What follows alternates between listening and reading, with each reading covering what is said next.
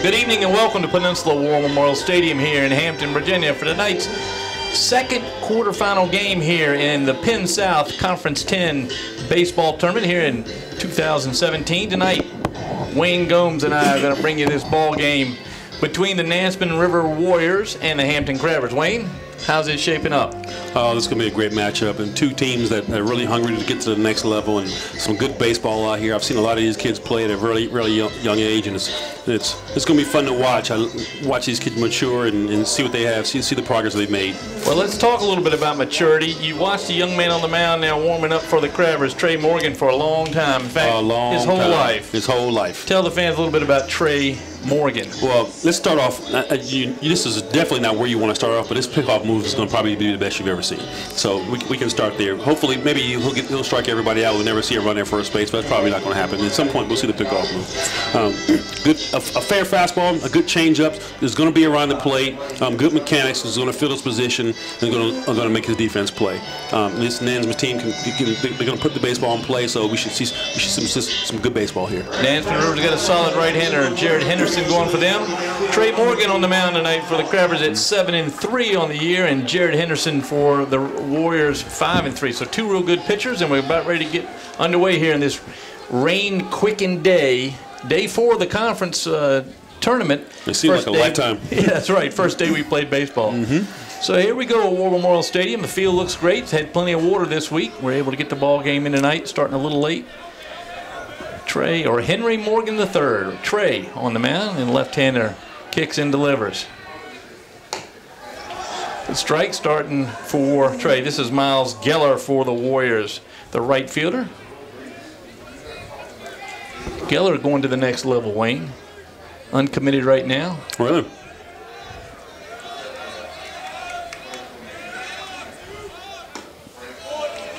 A little low that time. Well, you mentioned the pickoff move. The left-hander has the advantage, doesn't he? Oh, he does. He does. He gets to look at the runner the whole time, and a lot of coaches would teach, you get to that balance point and you decide from there whether you're going to pick or pitch. I never figured out how that happens, but, lefties have the opportunity to do that. It means that you get to look at the runner the whole time. Well, head coach Mark Stoffel for Nansemond Rivers, he's well aware of Trey Morgan's prowess on the mound. Stoffel, a graduate of Denby High School. This is 15th year at Nansemond River. A lot of success over there. Fouled off on the right side, 2-2 now on Geller. That success included the state title last year. That good must run have been a lot through of the fun. tournament. Oh yeah, he has some really good ball players over there, and and they're good ball players because Coach Stoffel made them good ball players. They just weren't born, and he had a lot to do with that, a lot of instruction, a lot of time. So when you see all that time and commitment put into something like that, and you reach the top, it's just a really good feeling. 2-2 is shot at right field, but it's going to drop foul about 20 feet. Yeah, the coach Stoffel was very helpful tonight as I got to talk with him. He gave me a little information on these players. You don't see these two teams have seen each other only one time before. Hampton High 6-4 win over here on the peninsula. We'll give you the defensive lineup here after Geller's at bat. The new alignment's got me all thrown off here, Frank. I have to be honest with you. I don't know who's who and who's where and why Phoebus or Kicatan or Hampton would have to travel to Nansemond River to play a conference game. I'm not sure if I figure all that out. I'll let that for people much more intelligent than me. A little blooper down there to Ty Johnson, the first baseman for the Crabbers, and Geller's out after a good long at bat. One down here in the first. Defensively for the Crabbers on the mound, Trey Morgan, his battery mate Jordan McCray behind the plate. Then at third, Brendan McBride. At short, Brian McBride, the freshman twins. At second base tonight is Ty Hubbard. Over at first base, we said Ty Johnson. And then in the outfield, Kyrie Gunn in left. Keyshawn Johnson in center. And Charles Vassar in right for the Crabbers. Here's the left hand hitting Matt Colbert. Swing and a miss, lefty on lefty here, Wayne. What's the difference when the lefty faces the lefty? For the most part, it's the novelty, Frank. You don't see it very often. What's the percentage of left-handers in the world? So that's how often you get to see a left-handed perspective. And two, the ball is being perceived as being thrown behind you. If you look at where Trey is, he's on the far side of the rubber. So when the ball is actually released or comes out of his hand, it's behind you. Now, who wants to hit a baseball that's the look like it's coming at you or behind you. So you have to be patient and be waiting, or actually want to stay in there. And most guys, they see a ball coming at them, they're inclined to move out of the way and not go towards it. Well, Colbert with a slightly open stand too, so he's looking almost square at Trey Morgan. Good pitch, catches the outside corner, 1-2. Colbert, a junior. He'll play first base for the Warriors tonight. Nansemond River lost 11 seniors last year. Struck him out. 2 down now for Morgan and the Crabbers, and the batter, Jared Henderson, the pitcher. A big young man right here. Yes, he is. He's got the look. I know that. And Coach Stufel telling me he's got 9 that went on to play college baseball, 1 played college football, and 1 played college golf. Quite an impressive group of athletes over there. That's a pool for you. That's a lot to pick from. So 2 down here in the first, no score. Trey Morgan on the mound for the Crabbers. Wind blowing out to left, and has been stiff at times this evening after the rain ended about 5 o'clock. Some good baseball in that area, and Western Branch is literally 10 miles away. So, and we know the products and players that come through that program. So, that area, that southern Norfolk, Chesapeake area, it's some really good baseball there. A lot of competition. The 1-0 from Morgan to Jared Henderson. It's called strike. Henderson, a senior, right-hand hitter. Coach told me he will play at the next level. Not decided yet. Ground ball right back up the middle, base hit for Henderson. So a nice patience by Henderson. Now Gage Williams. Williams is the young man that has decided where he's going the next level. He's a young man who's a pitcher and an infielder. Going to play at Virginia Tech, a little school out there in Blacksburg. I'm sure you've heard of it. It's in Blacksburg? Blacksburg, Virginia. Yeah, well, I'll tell you what I know about Virginia Tech right now, and I hope they're listening. Keep your hands off my coach, Old Dominion, Chris Finwood. I know they lost their coach, and they're kind of sniffing around Norfolk, so tell them to keep on moving. Keep on moving. We got a good thing going, and leave our coach alone. He's done a wonderful job with the Monarchs. Yes, he has. Hampton High product. Well, he's not perfect. Gage Williams steps in, the third baseman. Williams, a tall drink of water, about 6'4". They'll put some weight on him at the college level. Nice pitch from Morgan in the corner. Strike 1, 2 down here in the first. Man on first base is Jarrett Henderson. As advertised, Morgan's filling the strike zone up, and that's a good thing. Defense loves to play behind somebody who's consistently throwing the ball in the strike zone. Throw to first base. There's that move you talked about. It gets a lot better. Oh. The last one, a slow one right there? Oh, I call it good, better, best. You show them a good one, you show them a better one, and you show them your best.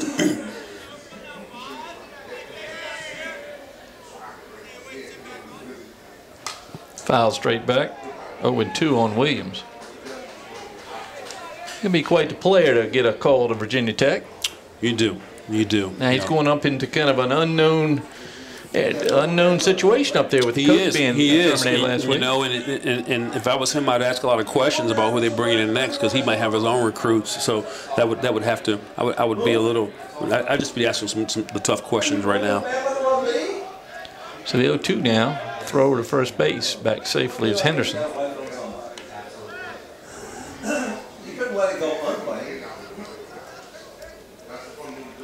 Now, Coach Danny Mitchell and the Crabbers has the Crabbers ready to play again. He's very pleased with his team. Knows it's young. There's a swing and a miss. Ball hops out of the catcher's glove, Jordan McCray, but the tag is applied, and that does it for the Warriors here in the top of the first. They strand one on one hit.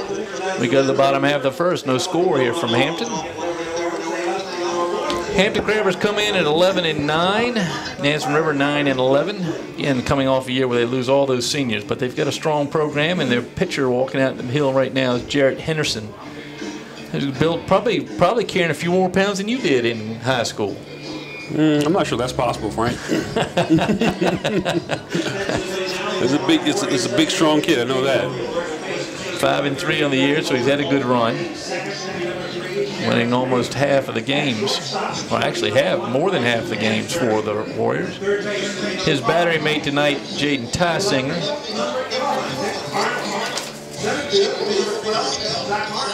Tysinger playing his first year for the at catcher. Of course, a lot of these guys getting the chance to play with those seniors graduating. Crabbers have a good lineup. Danny Mitchell says very strong up top. Kyrie Gunn leads off. Ty Johnson hits second. Trey Morgan third here in the first. Defensively for the Warriors, the pitcher, of course, Henderson. The catcher, Ty Singer. First base, Matt Colbert. At second base, Jarrett Mayer. At shortstop, Bryson Dansbury, the freshman, gets the call at shortstop. Over at third base, Gage Williams. In left field, Nick Arnold. In center field, Zach Martin. And over in right field is the leadoff man, Miles Geller. Both teams, I know, feel pretty good about their lineups being so young. I know Danny Mitchell, talking to him before the game, he's very pleased with in particular, the play of the Twins. The shortstop, Brian McBride, and the third baseman, Brendan McBride. Nice to pick up a couple players a year like that. Yeah. Nansemond River's pretty athletic on the corners. They're athletic all over the infield. Now look at it. With Williams down at third, he's clearly got an arm on him. Leadoff man is Kyrie Gunn. Gunn made all conference this year. He's considering where to play in college. Got a couple offers already. Hits well, especially in the last couple of games. In fact, they moved him to leadoff. He's hitting .445 in the leadoff spot and drawing a lot of walks, or in that case, drawing a pitch to the left shoulder. So the first man gets on in the form of Gunn. Very quick down there at first base. Next up, the first baseman, Ty Johnson.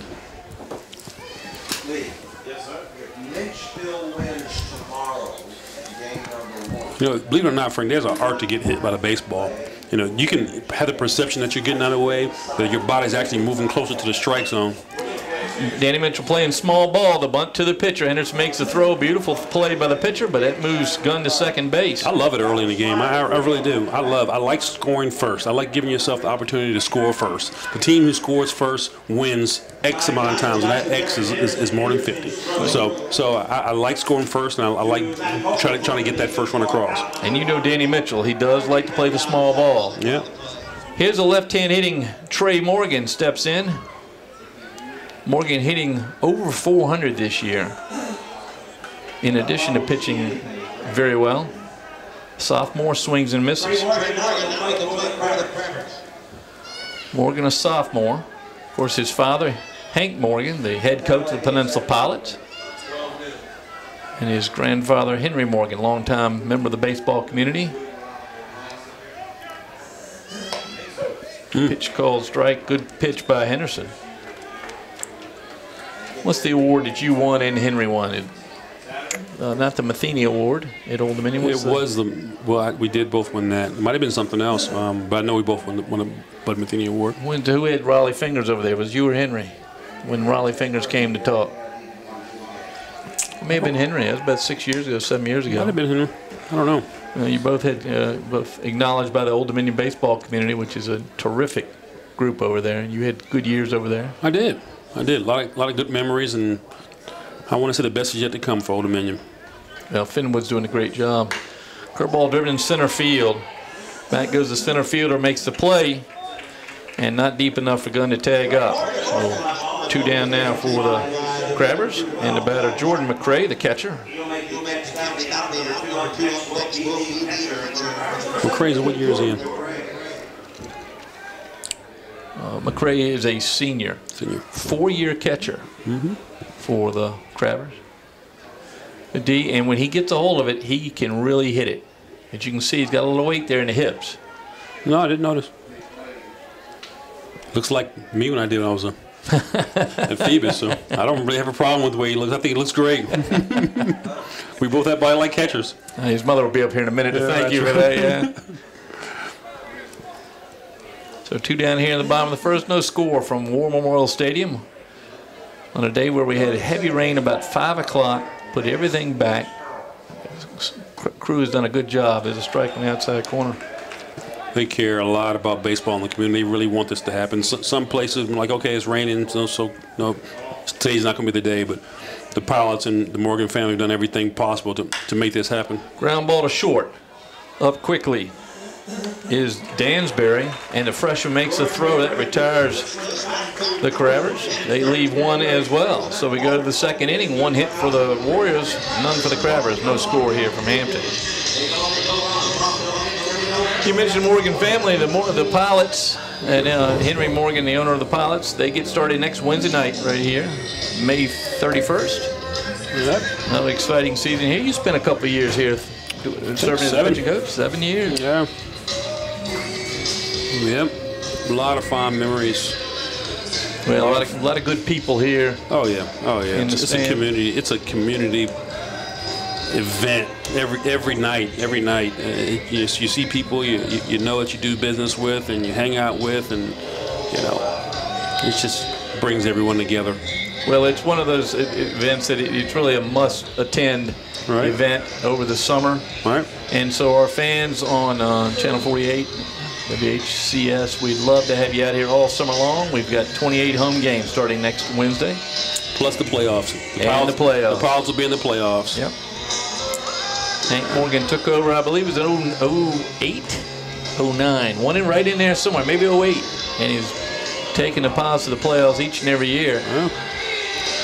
A couple of changes here, both at War Memorial Stadium, as you see, as the camera we can get that picked up. Left field wall has been removed partially, and the visitors bullpen installed out there, which shortens the porch in left field by about 15 feet. That brings it into about 320 there, and creates the corner there in dead left field. And the Pilots will be playing all Northern Division teams this year, and not including Petersburg. The Generals have departed the league, so they'll be playing all the Carolina teams. Trey Morgan warming up here. Go to the top of the second inning. Petersburg wasn't one of the funner trips, I had to say.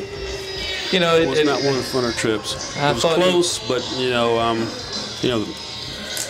leaving home and having 2,500 fans in the stands, and being exciting to going to Petersburg and seeing on a 25 on an average night, and half of those Pilots fans, it just doesn't make for a ton of fun baseball, and not to mention a lot of times they didn't really put a great product in the field. And it's disappointing too, because they won 2 Pettit Cups in the history, and they were one of the original teams. Yeah.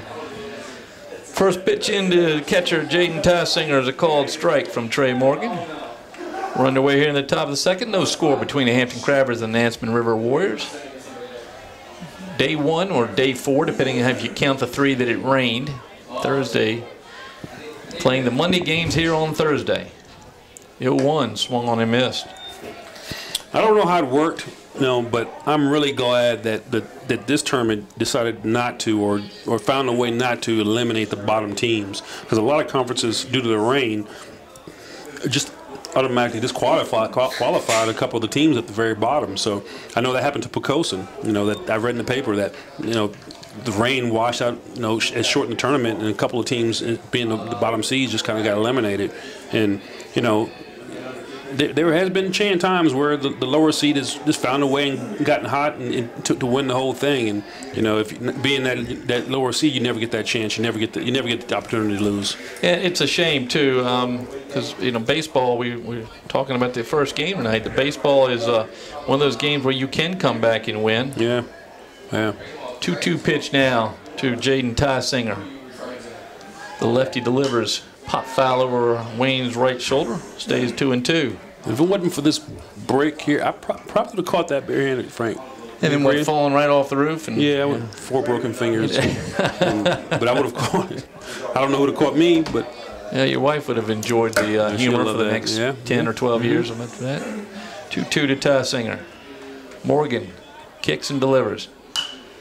Fouled off over the right side.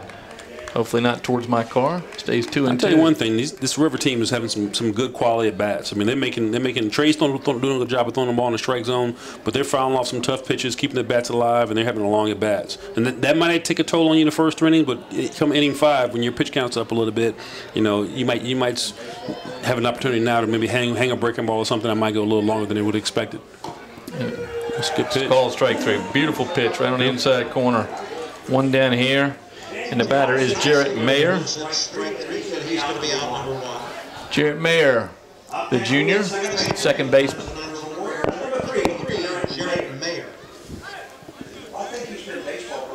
So Nansemond River reloading as well. A lot of juniors, a couple sophomore, freshmen.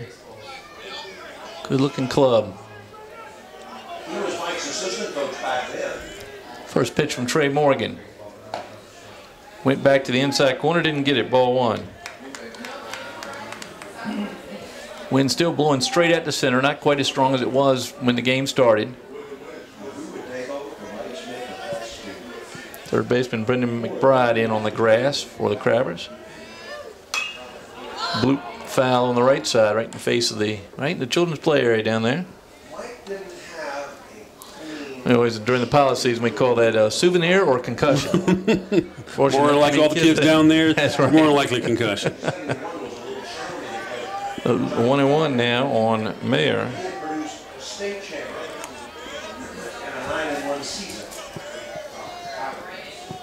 Nice curveball, misses. 2-1 now.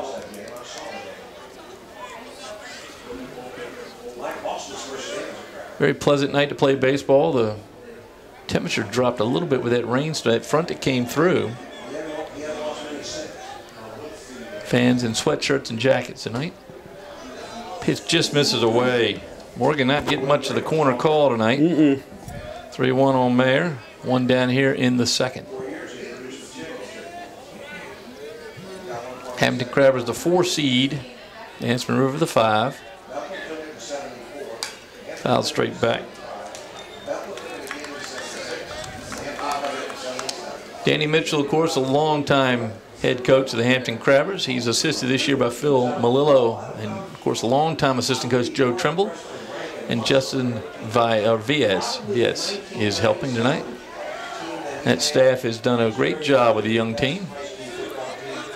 3-2 down to Mayer. Swing and a miss, it's probably ball 4. Fourth strikeout for Morgan. 2 down here in the second. And the batter, the designated hitter, Desmond Howard.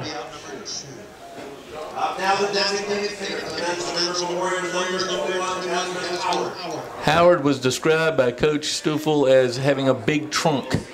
Would you agree? He's got a big trunk. Yeah, that's one way to describe it. Big right-handed hitter, designated hitter tonight. First time that they have designated hit for Dansbury this year. The freshman shortstop. Desmond came through my program for several years, and if he hits it, it's going to go a long way. Well, that's why he's in the lineup here in the playoff game. He runs into one. Watch out. On cue. Drive to right field. Very nice drive. Right fielder bounces off his glove. That's Vassar. Throw comes in. It's going to be an error. I think he got good hustle out there by Charles Vassar, but couldn't come up with the play, and you're right. As Howard drives it to right. Almost scored an error on Vassar, though it was a long run.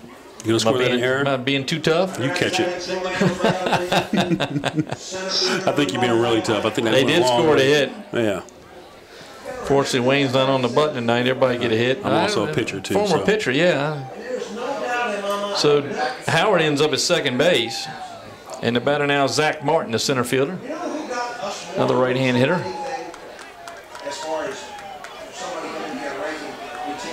Zach Martin, a senior. Going to go to Old Dominion but not play baseball. Ground ball to short. Brian McBride up with it. Throw to first base, and that retires the side. So the Crabbers work their way around the single by Howard. They strand one again. So we go to the bottom half of the inning. No score here from Peninsula War Memorial Stadium. Well, we've mentioned already in the broadcast that this tournament was to start Monday. This game was scheduled for 8 o'clock Monday night. The game that preceded it, Bethel and Kickintan, was scheduled to start 5 o'clock Monday night. 3 days later, 3 days and a couple hours later, these games got played due to the rain. Seems like every year in May when we have baseball and soccer tournaments here in the playoffs, we get a good week of rain. One thing I can say, it has helped this field because it is green as it's ever going to be. It looks beautiful. Hank Morgan and Jeff Scott, the general manager here of the Pilots. And their crew, Corey Brownston back already. You got to work with Corey. I did. I got to work with Corey. Man. He is. He brought a lot to the game. He did. I want to look forward to speaking to his parents. They'll be listening this summer.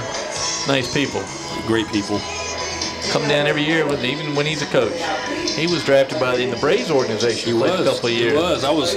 I took a group of kids to Myrtle Beach in a tournament, and I was obviously watching the game, and I saw the catcher how he was sitting. I said that butt, that squat, everything about that just looks too familiar. And I looked in the lineup card and the program, and it was Corey, and it was full circle that I got to see him play in pro ball in Myrtle Beach. Yeah, it's exciting. They tend to the college kids that play here for the Pilots become part of our community, and we love to see them come back. Yeah. And Corey's been very helpful today to get this field ready. And I tell you, and they're part of our community, and they're an asset. And they come back, it's not like they come back and they come here for the summer and cut up and upset their host families. They develop something, and they want to keep coming back, and it's always seems to have a happy ending. Freshman Brian McBride, the shortstop at the plate, takes another one up and in, ball 2 on McBride. And I don't know what it is. I played baseball in the Cape Cod League, and my host family was awesome, and I stayed in contact with them after the draft for a long time. They followed my career. And I don't know what it is about the baseball and paying it forward, so to say, but it just always seems to be a good fit. I mean, you might have one bad story. A kid came here and didn't enjoy the experience, but for the most part, it's just something you keep repeating every year. Not many. McBride drives down the left field line. It's going to go foul off that new half wall down there. Roll out to the pole. It's strike 1 on McBride. That was a very generous call. So now he's got a 2-2 count.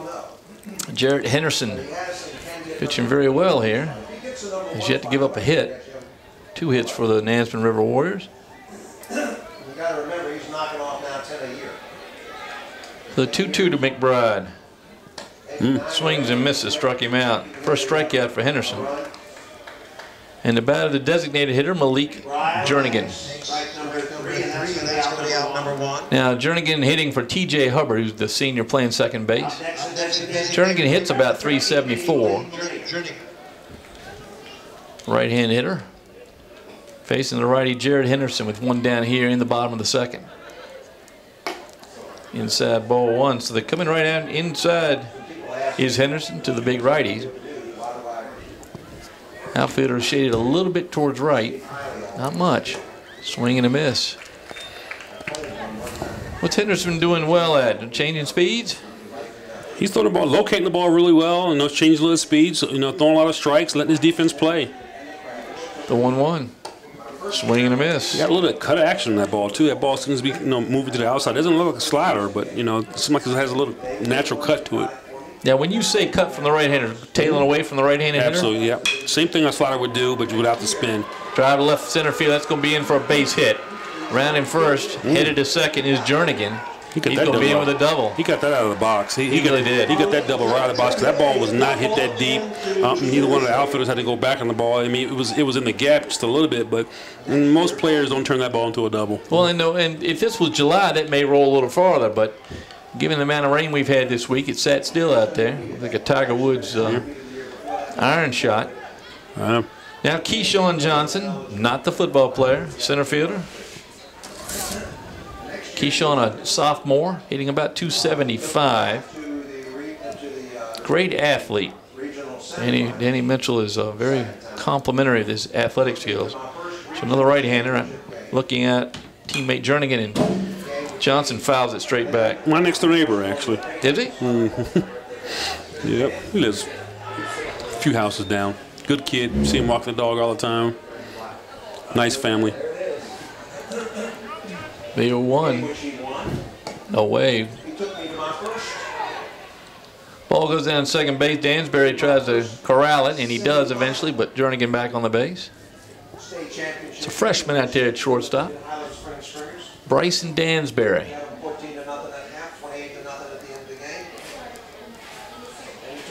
Charles Vassar on deck for the Crabbers. Throw back to second base. Back to Jernigan.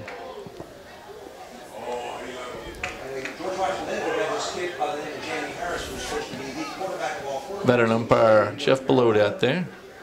Michael got on top of him in the fourth quarter and held on for the win. I never heard no more of that. Wayne, you're probably someone as we watched Jernigan get all cleaned up out there and thinking about Jeff Belote. We talked before the game.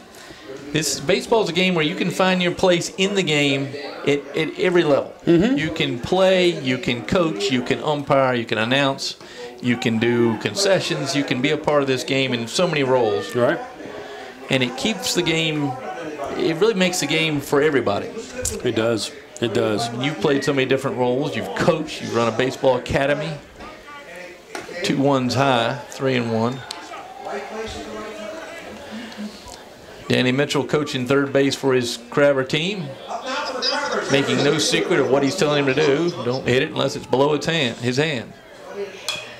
Pop foul with the right side. Did he listen? He did not. And Coach Mitchell just reminded him that's ball 4. It's so much easier down in that box down there. It is. It's so much. The third base coach versus yes, it's so much easier in that third base coach box. Full count on Johnson. Yeah. Johnson with a duck on the pond out there. Base hit probably brings a run in. Ground ball to short. Dansbury charges. Young man picks it up. Nice play out there by the freshman. Retires Johnson, but Jernigan makes it to third base. 2 down, and the batter's Charles Vassar had the ball tip off his glove last inning, leading to the double is what we're going to have to give it for Howard. Now I got a chance to put the Crabbers out in front. What did you say about the double to Howard? That double to Howard, yeah. That's what I'm sure I had that from the beginning. Yeah. I'm tough up here. The ball hit 375 feet down the line that you want to give an error to. Pop foul right over your head, Wayne. Strike one on Vassar. Charles Vassar, sophomore. Not hitting a lot by average, 150. But a guy that can make things go here for the Crabbers at the bottom of the order. Takes swing, the ball gets away from the catcher. In comes Jernigan, and he's in safe. Wow. Probably catcher for the Warriors took his time a little bit. That's Tassinger behind the plate. I think Jernigan surprised him with a burst of speed right there at the end. I tell you, that was aggressive. It was timely. Everything about that was perfect. I mean, that was a really good job of base running. A really good job. What's funny is Matt Mitchell. And I tell you what makes him makes it even better is we have a light hitter at the plate. You know, I don't want to talk to say he can't hit. But the chance of him getting the base hit here are probably unlikely. And Coach Mitchell knew that, and the base runner knew that. And so you have to be a little more aggressive at certain times. Fouls it straight back. Well, I talk a lot about Danny's son, Matt Mitchell, who's assistant coach for the Pilots, now assistant coach over at Norfolk State University. But Matt Mitchell took over third base coaching for the Pilots in 2013, and they won 2 Pettit Cups and went to the finals in one of the other 2 years, made it the second round of the playoffs. So, obviously, the apple doesn't fall far from the tree. Vassar with a 2-2 count now. Base is empty. Crabbers lead it 1-0.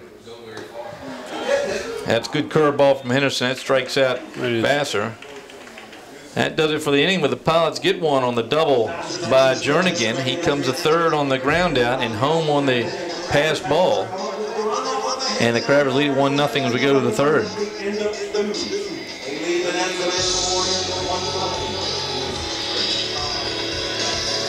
Well, we're glad to be able to bring you these ball games. We haven't been able to get out much this year and record games for our fans here on the peninsula. Had a little rain this spring, Wayne. All week. We definitely had a lot this week. Hopefully it lightens up tomorrow.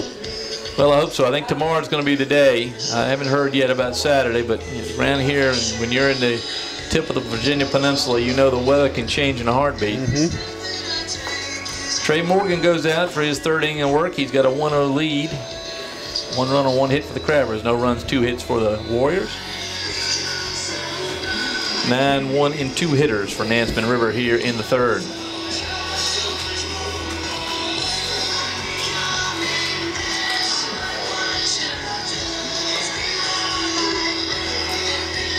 I want to thank Wube Gabre for getting us set up here. Wube is giving up his time tonight to come out here and get these cameras set up. He and Wayne did the game, but preceding this one. So catch both games as they'll be rerun Channel 48 and Channel 22 Wubei on Fios 23. Just keep turning channels till you get off that school board or you get off that that city council and you find the sports. And we do appreciate all of you fans that watch the football, basketball, and baseball, and we try to get as many other sports in here. We haven't done volleyball this year. We're going to have to go back and do some volleyball. That was a lot of fun. The school's bringing you these ball games here at War Memorial Stadium. Left-hander Trey Morgan steps on the rubber facing Nick Arnold, the left fielder. The freshman, Wayne. And he sees a mean curveball from the sophomore, Trey Morgan.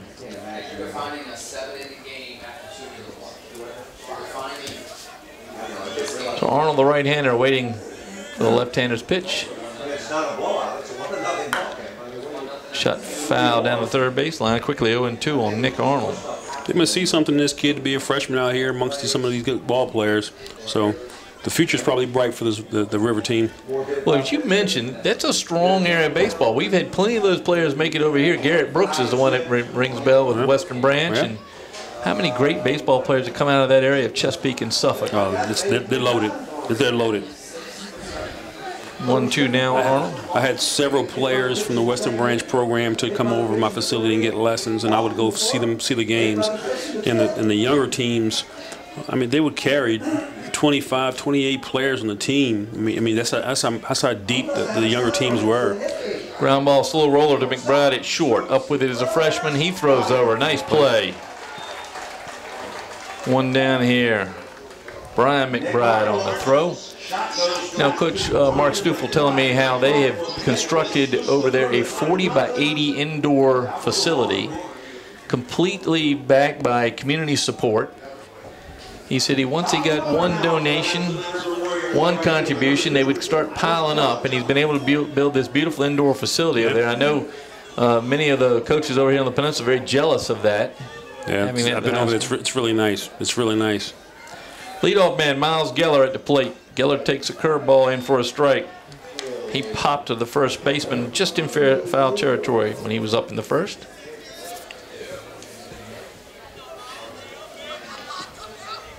Coach Stoufel told me that Geller probably headed the junior college route. One more year of maturing. The bouncer over Morgan's head. Good play out there by the second baseman, T.J. Hubbard, but no chance. It was a good effort. However, I would have liked to see the shortstop cut in front of him on that ball. It was just slow enough, you know, where the shortstop probably could have made the play. I'm not sure if he would have made it either, but since the shortstop's momentum has already taken him that way, I would have liked him to see him cut that ball off just a little bit and try to make the play. However, I think it's a high probability the results would have been the same, but I still think that ball is suited for the shortstop. Well, we've been spoiled here with guys like Josh Silver who would take that ball barehanded. Right. Thrower to first base, back safely is Geller. There's that's the better move, That's right? the better move. I don't think that's the best one. Colbert at the plate now. The first baseman struck out his first time up. I think Trey picked off four batters the last time these two teams played.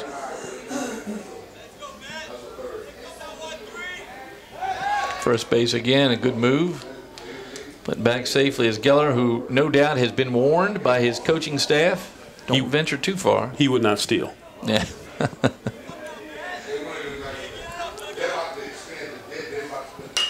There's a little bloop right into the shortstop's glove. Nice play by Brian McBride. So now 2 down. It's a good play out there by the shortstop. And Jared Henderson, the pitcher, he singled his first time up.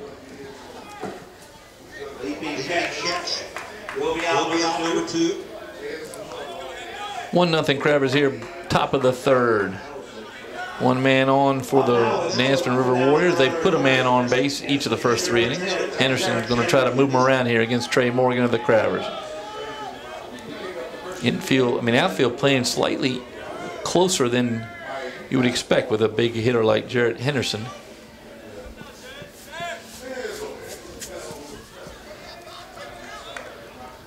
Geller checks back at first base. Over to first base, back. You can see that move. It's good. Well, it looks a lot like his delivery. There's not any change in the way he does his leg. And I'm sure that contributes to success. And I don't think it's a balk either. I think it's all legal. You know, it's hard to balk with a 3-man crew from a left-hander. When you have a 2-man crew, I teach the balk because nobody can see it. The first base umpire has a bad angle. The home plate has an umpire has a bad angle. With a 3-man crew, now it's a lot more difficult. High foul ball down the right field side, lands on the Pilot clubhouse down there. 1-1 on Jarrett Henderson. 2 down here in the third.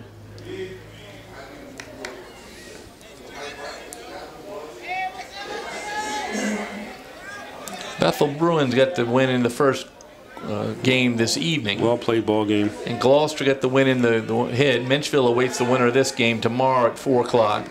That'll be followed by the Gloucester and Bethel game. So fans, if you somehow we get this broadcast out tomorrow, come on out Friday night. Spend the first night of the Memorial Day weekend watching baseball. Henderson reaches out and fouls off the pitch, 1-2. Good pitch from Morgan that time as he goes way outside trying to tease in. It's called expanding the strike zone, and he's done well with it. Wind blowing hard out to left field now. Swirling a little bit as you get away from the grandstand.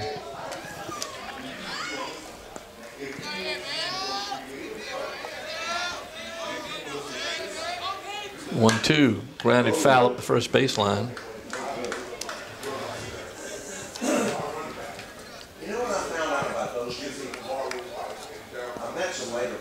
Johnson hustled over to try to get it, couldn't come up with it.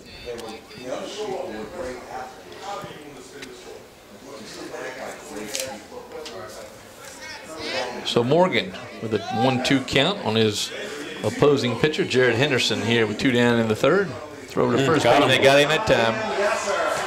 What a move by Morgan. That was really close. Picked him off. That leaves Henderson with the bat on his shoulder. Hey, Frank, got her picked off. I know a balk move. I know when you're cutting that line. I think it was a really good move. Well, folks, if you get your DVR at home, watch that one over and over again, because that's almost unbeatable right there. And with a first base umpire there, a first base coach over there, they know he's got a good move. If I was a first base coach and I thought it was even close, I'd be going crazy. Yep. You know, and it was a really good move. I don't think it was a balk, you know, at all. It was a really good move. Well, he had Geller by 2 body lengths that time. And if you're not going anywhere, I don't say you can get picked off. I really don't. And you know it's that good. I mean, and you're not going anywhere because his move is just too good. The only way you can steal a base on him is as soon as he moves, just take off. And then the pitcher got to make a great move to go throw to first base. The first baseman got to make a good throw to second base. And hey, if everything falls into place, he'll be out or sick, whatever. But you're not going to just read him and take off. It's just not going to happen. The movie's just too good. Well, and he actually throws it over. I mean, it's one of some pitchers. Yeah. You'll see a move here and there, but Morgan has developed a reputation for that move. I've seen a few better.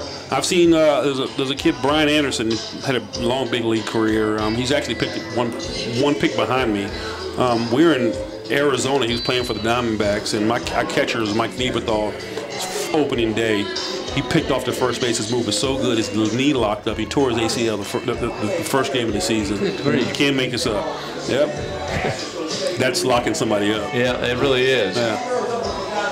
So Jarrett Henderson puts the bat down, picks up the ball, and he's ready to go here in the bottom of the third. 1-0 Hampton Crabbers over Nansemond River. The batter, the other freshman, this is the third baseman, Brendan McBride, the twin of the shortstop, Brian McBride. Brendan hitting about a 135 pace, but the guy's got some speed and can put the bat on the ball. Let's see if he can get one in the outfield and get on ahead of the top of the order for the Crabbers. They lead it 1-0 here. 3 hits for the Warriors, only 1 for the Crabbers. That one leads to a run, though. Pitch in from Henderson's a ball to the freshman. So far, the only difference in the game is a great read by a runner going home from third base. Call strike on the outside corner, 1-1.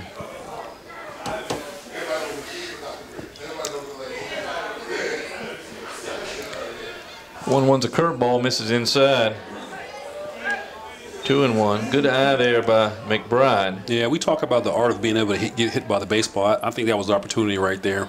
Just to let's call it a little bit of a roll. Reached and drove it to the Henderson's glove. He hustles over to first base, makes an underhand toss to the first baseman, and that does it for McBride. One down here in the third. Score at 1-3. And now the top of the order, Kyrie Gunn. Gunn hit by a pitch.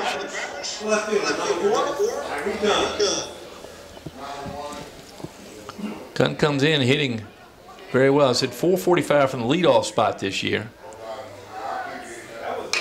He drives it in left center field. Run for a while on that one. That's a good hustle by the center fielder. Can't make the play. It's going to roll not quite as far on a dry field, and that's going to hold Gunn to a double. So we've seen two Crabbers go to left center field against Henderson. So a one-out double by Gunn. And now Ty Johnson, who sacrificed last time. Kyrie Gunn gets the double deep into center field. So here's Johnson, the first baseman. Another senior. He was fading when he came around second, was starting to slow. Hitting 276 on the year. I would not be surprised if he didn't lay down another bunt with Trey Morgan on deck. Well, you got one out, Frank. Is there one out? Is that correct? One out. Yep. I like the opportunity of taking 2 shots at it with a runner on second base. Yeah, he takes the ball.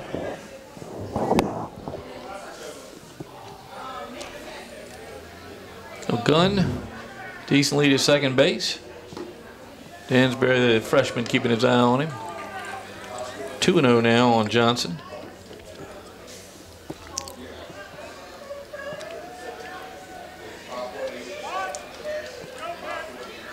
Here's a 2-0. Called strike. High in his zone. 2-1. So one senior on second, another senior at the plate. Here's a pitch. Line foul down the right field line. Strike 2. You probably can pick up Danny Mitchell's coaching from third base on the microphone, and my window's closed. So Danny's one of those guys that most people can hear. Line shot down the right field line, but foul again. Gunn's going to return to second base. So Henderson, being a steady diet of outside pitches, trying to keep Johnson from ripping something out in left center field, which has been where the hits have been tonight. 2 hits for the Crabbers, both in left center. Both pitchers filling up the strike zone. Foul straight back. Good reach that time by Johnson. The curveball looked good. Good quality of bat here, regardless of results. Well, Henderson had a relatively easy first, but second he threw a lot of pitches, and he's thrown more here. Dansbury tries to slip behind Gunn out there, not able to do it. Here's a pitch from Henderson. High fly to shortstop. No, it's going to be the third baseman, Williams. Gage Williams makes a catch, almost bobbled out of his glove. A lot of white in there. A lot of it. But he makes the catch. Virginia Tech bound Williams, and now with 2 down, the batter is Trey Morgan, the pitcher, the left-hand hitter. Morgan popped to center his first time up. Got behind in the count. With a chance for the duck on the pond here. Base hit brings in the second run. Left fielder Nick Arnold moves towards center. And the pitch, it looked a little outside. It was called a ball high. But with Arnold over there, there's room down the line if Trey can push it that way. Get over the head of Williams at third. That one almost in his jersey.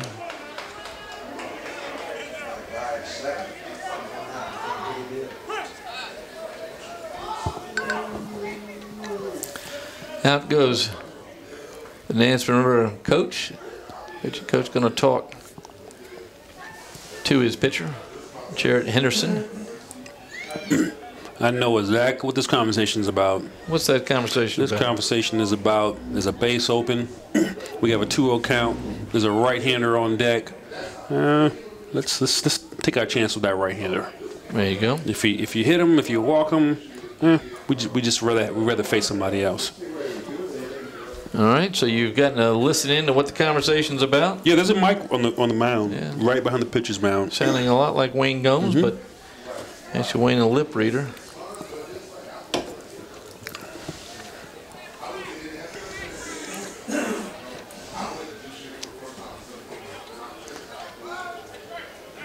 So a 2-0 to Morgan. Let's see if Wayne reads the tea leaves correctly here. I wouldn't be surprised if a breaking ball or something off the plate. Driving to left center field. It's going to get down for a base hit. So it wasn't a bad enough pitch, was it? And Morgan drives in a run. Didn't follow instructions. Can promise you that. So Morgan picks up the RBI, knocking in Kyrie Gunn from second base. Third hit for the Crabbers, all three to left center field. And the Crabbers lead it 2-0 here. 3 hits apiece. You know, sometimes you can instruct the kids all you want, but sometimes you just might have to do it for them. What I mean by that is if that's what you wanted and you weren't 100% confident he can follow instructions and not give him a pitch to hit with a runner in scoring position and the base open, you might just want to go ahead and walk him.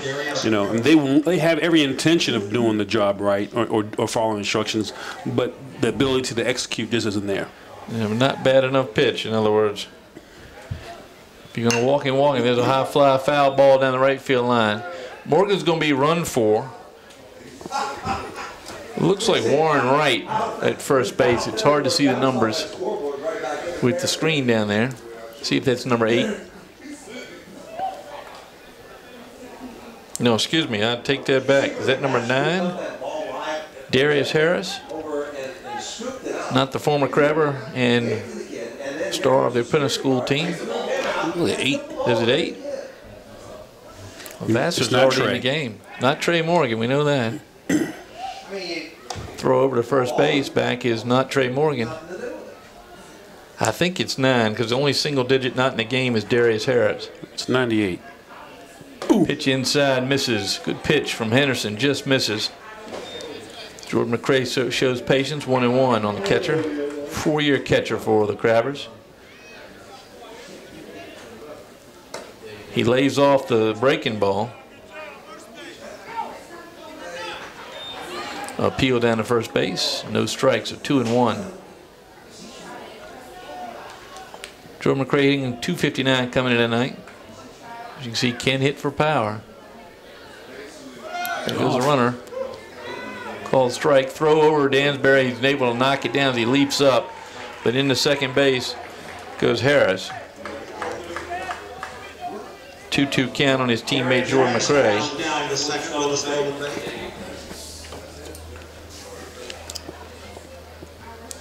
Brian McBride on deck. We would love to get a chance with 2 men on. Left fielder Arnold very deep now for the Warriors. Here's a pitch. Lays off the breaking ball again. That's a tough pitch to lay off right there. That's high in the zone. Any ball that starts off in your eye level, you can see the ball really good, is really difficult to lay off. It's not good right there. Big hole at his shortstop. As Dansbury went all the way to the bag, but they end up walking McCray. As a pitcher, if you see that shortstop flash and he's going to cover, when he flashed that glove, you cannot pitch. You cannot pitch the baseball.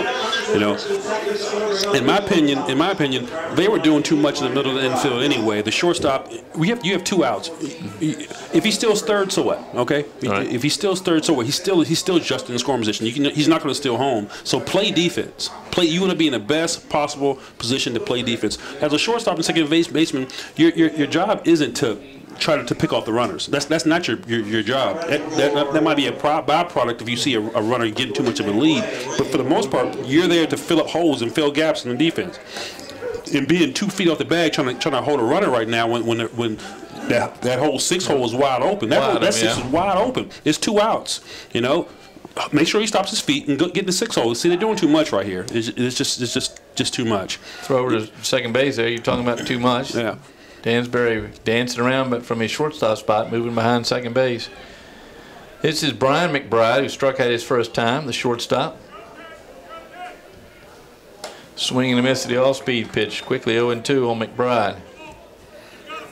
Got a pinch runner down at first base, or a courtesy runner for the catcher. That's number 14. That's Khalil Gunn, or BB Gunn, is what he's known as.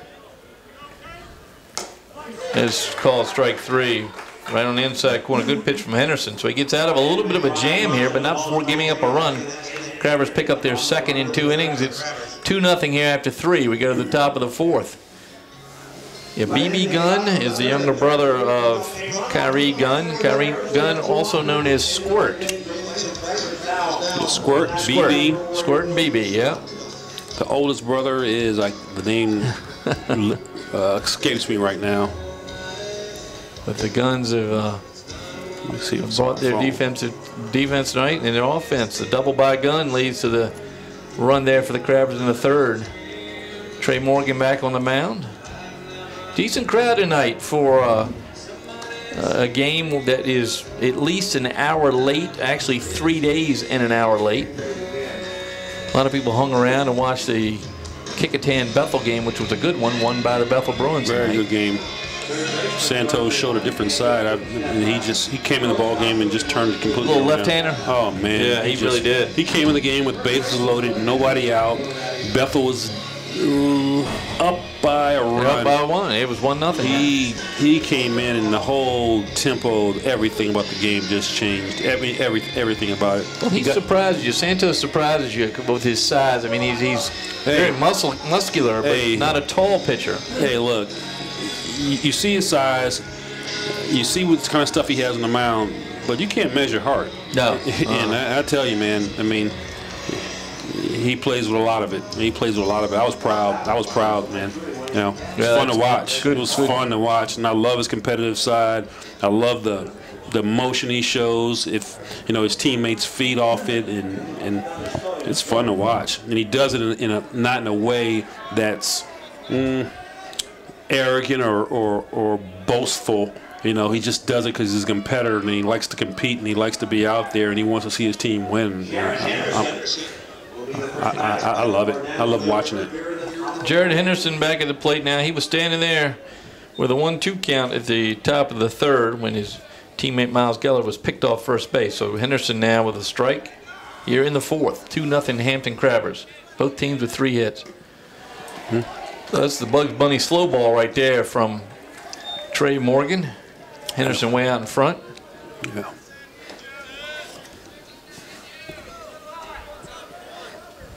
Morgan wearing the oversized pants out there.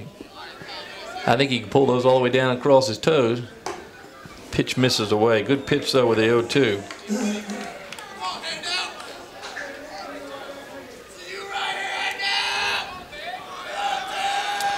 Nansemond River's got some vocal fans here, and great to see those fans from that side get over here to the peninsula. Swing and a miss. Henderson out on strikes. He's 1 for 2 tonight. 1 down here in the 4th. The batter is Gage Williams, a Virginia Tech bound 3rd baseman. He struck out at the end of the 1st inning. Gotta be careful with this kid, as Williams can play.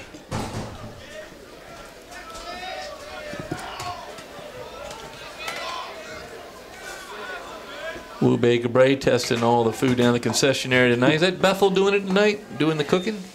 Wonderful cheeseburger. I had one earlier. Cooked on the grill down there. Frank, you had 4. No, only 1. Wait, trying to slim down a little bit for the season. It's coming up. The season starts in 4 days? Yeah, that's right. I'm slimming down today. 1-0, pop foul over the right side. It's going to land in the parking lot. 1-1 on Williams. Gage Williams, a senior. He's pitched against the Crabbers early in the season.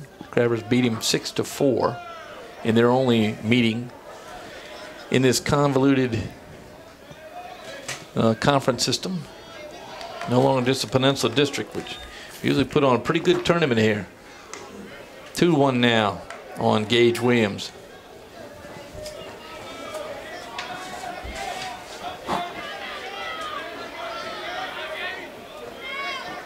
Grabber defense straight away against Williams. Fouled off the handle. Had been a wooden bat, it would have cracked. It would have shattered. Williams That ball hit that ball off his knuckles. Williams wearing the old school pants up to his knees and the red Nansemond River socks. Some people can't wear that uniform. He's pulling it off. I tell you, get that tall, slim, lanky body. It looks good on him. 2-2. We'll see how the maroon and orange looks on him. Got the medium pants on. Yep, that's right. Yeah, youth large.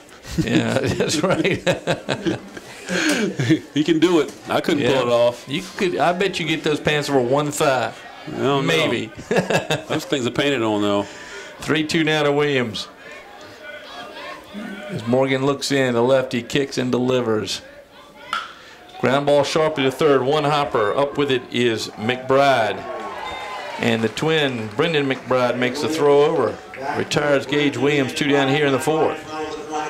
Good play by McBride. Didn't let that ball eat him up. He charged it even though it was hard hit. Came around and scored the first run. So 2 strikes quickly on Jernigan. Jared Henderson strikes him out. Henderson now with 4 strikeouts. And the batter is Keyshawn Johnson. Johnson grounded a short his first time up. That moved the runner over and allowed Jernigan to score back in the second. Johnson, the athletic center fielder, facing the righty Henderson. And Henderson seems to be on this inning. He delivers a strike. A little bit of break on that one, wasn't it, Wayne? There was. A cutter, or did he try and throw a slider? What is it? It's tough to see from the angle we have, but I know it's got some movement on it. I know that. I mean, I can just tell by the response that the hitters are giving. It just seems to be running out of bat. 1-1 now. Fouled off his own leg. 1-2.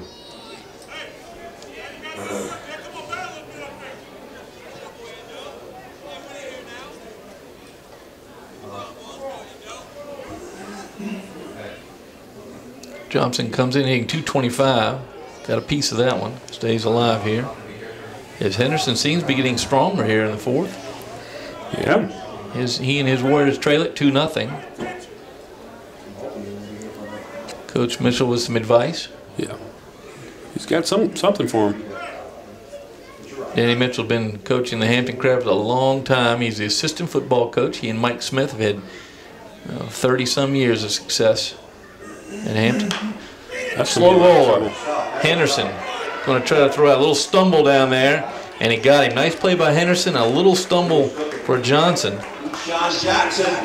So a good play by the pitcher. Records a second out here in the 4th. Now Charles Vassar, the right fielder.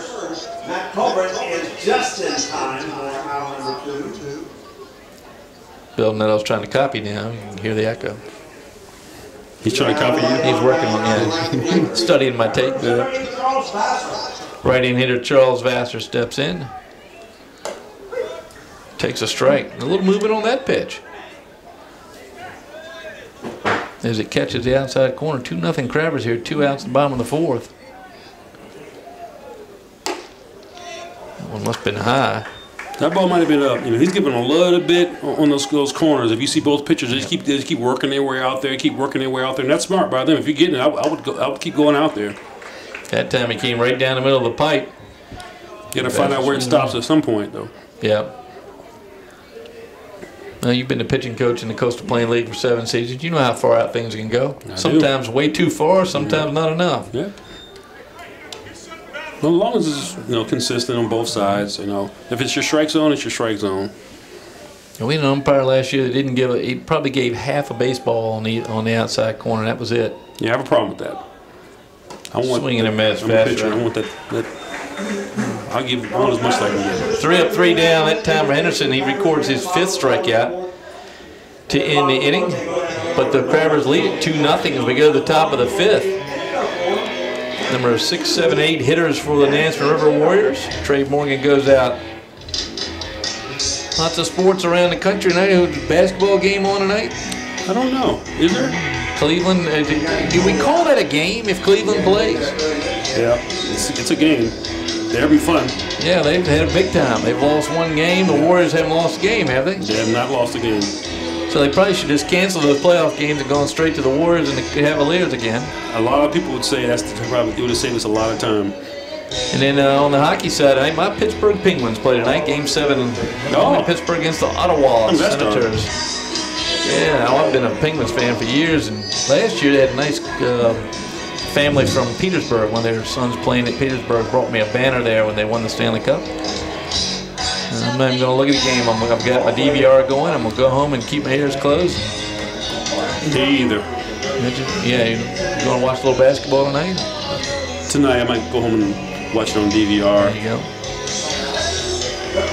Get a prediction here before you go. I have a feeling that the Celtics are getting beat up a little bit right now. Just got a hunch. Last time they played at home, they lost by, what, 45 points? Yeah. They were down 40-some in the at halftime. Yeah. And then they came back and won the next game at Cleveland. Without the best player. Yeah. Is Thomas out for the whole series? He is. Oh, that's tough. Yeah, I predict Cleveland may put it on them tonight. That'll set up a good championship game, and it's really the two best teams. It is the two best teams. There are a couple good teams right here. They got a 2-0 ball game. The Crabbers lead the Warriors. Leadoff man is Jarrett Mayer, the second baseman. Used to be my neighbor. I lived in Suffolk. His dad owns a chain of McDonald's. Okay, Jarrett Jr. at Nansemond River High School. The right-hander facing the lefty. Takes a ball.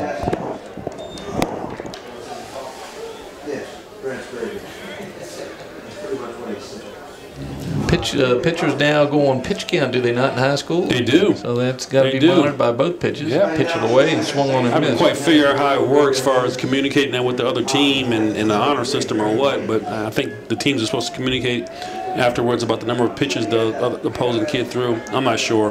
Well, tonight would be simple, a lot for both.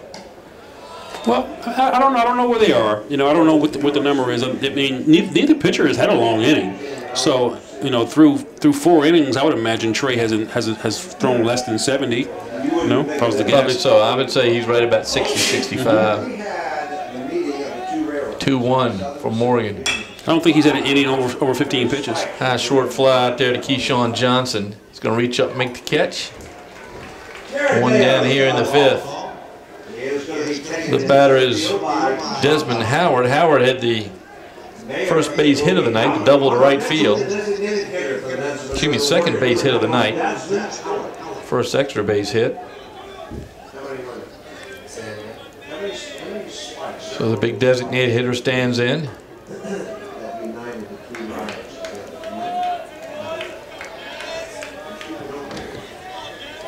Howard, a junior. Takes curveball inside. Not a lot of room on the corners here for Morgan here in the 5th. One goal is at the bonus fight. So right there at the National Park site. The other goal. Takes that one for ball 2.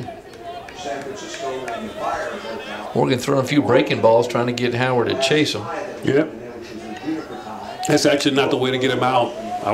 He threw the fastball last time. You know, Desmond has a pretty big swing. He threw the fastball last time out over the plate. If he just got that fastball in just a little bit, he'd be fine. He fouled it off. 2-1. That's fastball there, huh? Mm-hmm. Just need to move it in just a little bit. Now, Trey Morgan is only a sophomore, and his fastball is not the fastest in the conference, I would say. It's not the fastest in the conference, but I think that the misconception is you have to throw hard to get guys out. It's just a matter of changing speeds, changing locations, moving the ball up and down, in and out. And you can have a lot of success without the greatest fastball. That's a strike. Good pitch. I remember Zane Ridings. Do you remember Zane, the big, tall kid from out west who couldn't break glass? I don't. And he played here with the Pilots, and you bring him in right after Josh Hettinger, who could throw 95. I remember a guy named Brian Bohannon. Played with the Colorado Rockies. He was about 6'4", about 300 pounds, and he always had mustard on his jersey. He just had that body. Just loved a case of beer, like with every meal. And he threw. He played for the Rockies against when I was with the Phillies, and I don't think he threw the ball 80 miles an hour the whole game. And he was carving guys up left and right with a little cutter and changing speeds like it was nobody's business. That's what Ridings did. You put him in after somebody throwing heat. You put Ridings in, and they would swing 3 times at the first pitch. He could just pitch. He could just pitch. What just happened? Howard got hit by a pitch. Yeah, I thought they were calling on a breaking ball, so they're going to run for him. Yeah. This number 4, Jackson Eleanor, is going to run, so they're going to run for the designated hitter. I guess he's not the designated runner. We have been graced with the presence of David Mitchell in the press box. You mean the new coach? The new coach of the Paul D. Summer Camp Community College baseball team. Paul D. Camp. I saw his hat tonight, and there's so many initials. No, it's not the hat. It's the hat, the socks, the drawers, the jacket, the shoes, and the bag. Well, the hat, it gets so many initials over there that there's letters all the way from the right ear to the left. You have to see him turn around. Oh, my God. On his lower back. Zach Martin stands in now. We're going to have some discussion.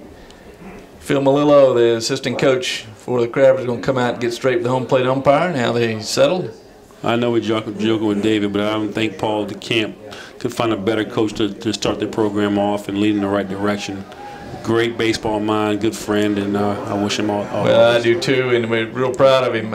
You know, the work he does here at Peninsula for the Peninsula Pods has been magnificent. I've seen him put chalk on the field and wash clothes, and he does all. He's what you're saying, he's ready for the new program. Yeah, he is. There goes the runner, down goes the throw, and a beautiful throw. That was quick. That was nice. That's Jordan McCrae with a throw to second baseman T.J. Hubbard, and they throw the runner out. And that was a great throw. Okay, but he was thrown out because of the pitcher. I mean, he was thrown out because the lead is minimal. He can't get a great jump. So I think when you're in a short game, when I say a short game, it's a 7-inning game, and you have a very difficult chance of stealing because the pitcher runs. Given free outs, you know, you only have how many left? 3 times. You only got 9 left, and to waste one. You know, trying to force the issue because you're down 2 is. I'm not sure if I agree with that decision. Well, Zach Martin swings through a pitch, 1-1 on Martin with 2 down here in the 5th. I don't know if there's any truth that Paul D. Camp Community College baseball program brought letters of interest to be signed tonight. There's some players out here. Some coaching going on there. Look at that. There's some players out here. 1 and 2 down to Martin. I'm sure he's broken some division rules or something already. He's probably been in the dugout of recruiting. Mr. Mitchell Coach Mitchell is quite a fisherman, I'm told. Well, at least he fishes. I'm not sure he catches, but what's the show on the radio? Fishing can be boring. You got to be catching with Captain Reese. You got to be catching with Captain Mitchell. He always puts up a picture or 2 a year of some good-looking. What do you get? Striped bass, right? Striped bass, redfish. Pop foul right side. Is it Paul D. Camp Community College located on a bass lake over there? I'm gonna have to find one. Well, congratulations. That's exciting. You're gonna do a lot of the putting down the lines and sewing the uniforms and all that, but it's gonna be a real challenge for you and probably very rewarding. That's terrific. 2-2 now with 2 down in the 5th. Swing and a miss. McCrae pulls out of the dirt, and that does it for the Warriors here. We go to the bottom of the 5th. Crabbers hold on to their 2-0 lead.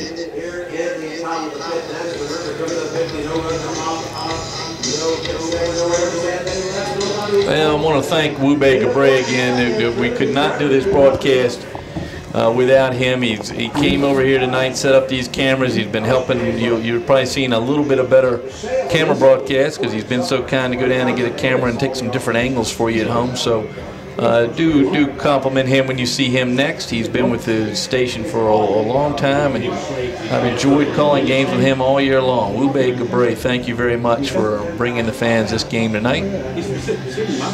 As we watch Jared Henderson in his red top, gray pants, take his warm-up tosses here in the bottom of the 5th. His team trails 2-0. Both teams with 3 hits. Henderson's pitched well. First run for the Pods for the Crabbers, Talked a lot about the Pods tonight. Scored on that pass ball back in the 2nd, and a good double in the 3rd, round out. Led to Trey Morgan driving in the run. Morgan with it 1 for 2 tonight. Number 9, 1 and 2 hitters for the Crabbers here in the bottom of the 5th.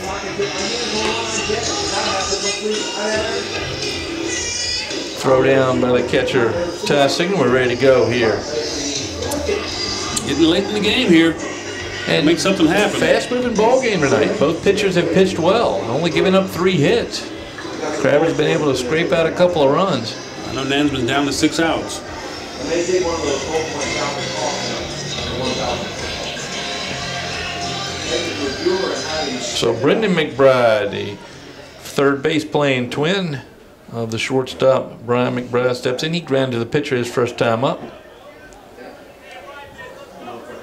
Facing Jarrett Henderson for the second time tonight. Takes the pitch away, ball 1.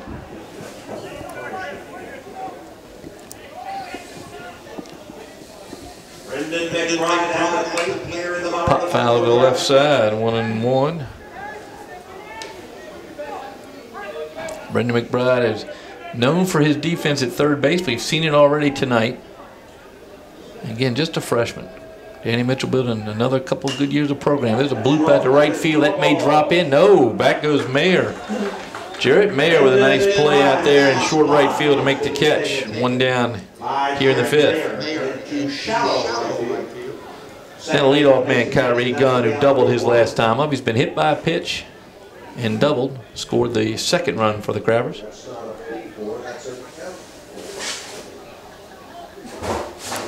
I want to congratulate a team that had lots of former Penn South 10 players. This ground ball third. It's going to be trapped foul by Gage Williams. Now, the Apprentice School had a terrific run this year. Made it all the way to the championship game up in Glen Falls, New York. 2 former Crabbers, Darius Harris and Stephen Hucks, leading the way. And a lot of good players from around this area. Robbie Watkins we've seen. And they had a really good year. I didn't know Robbie Watkins was there. Yeah. Gunn gets another pitch. That one's inside. No, we didn't go that far north. We stayed a little further south. Apprentice School, coached by Brian Cave. Done a great job over the shipyard, and the shipyard has supported them. They built the new Apprentice School in downtown Newport News, a beautiful facility. And the baseball team has always been terrific, but they're really good in the last couple of years. That one inside. Gunn leaps out of the way, 3-1. He's been hit once tonight. Didn't want to take the fastball off the shoulder that time. Wind blowing out to left field now. Very strong when you get the ball up in the air. Away, walked him. It was a good job of getting on base. Well, that's 3 times tonight. Yeah, that was one from the leadoff guy. That was the least painful of the time for him. So with 1 out, the batter, the first baseman Ty Johnson. Johnson at 276. A couple of offers for Johnson to play at the next level. Transfer from Woodside High School. A real nice addition for the Crabbers.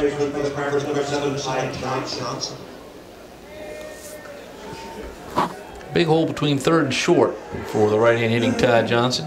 As Dansbury is watching the runner, throw over by Henderson back safely is Gunn.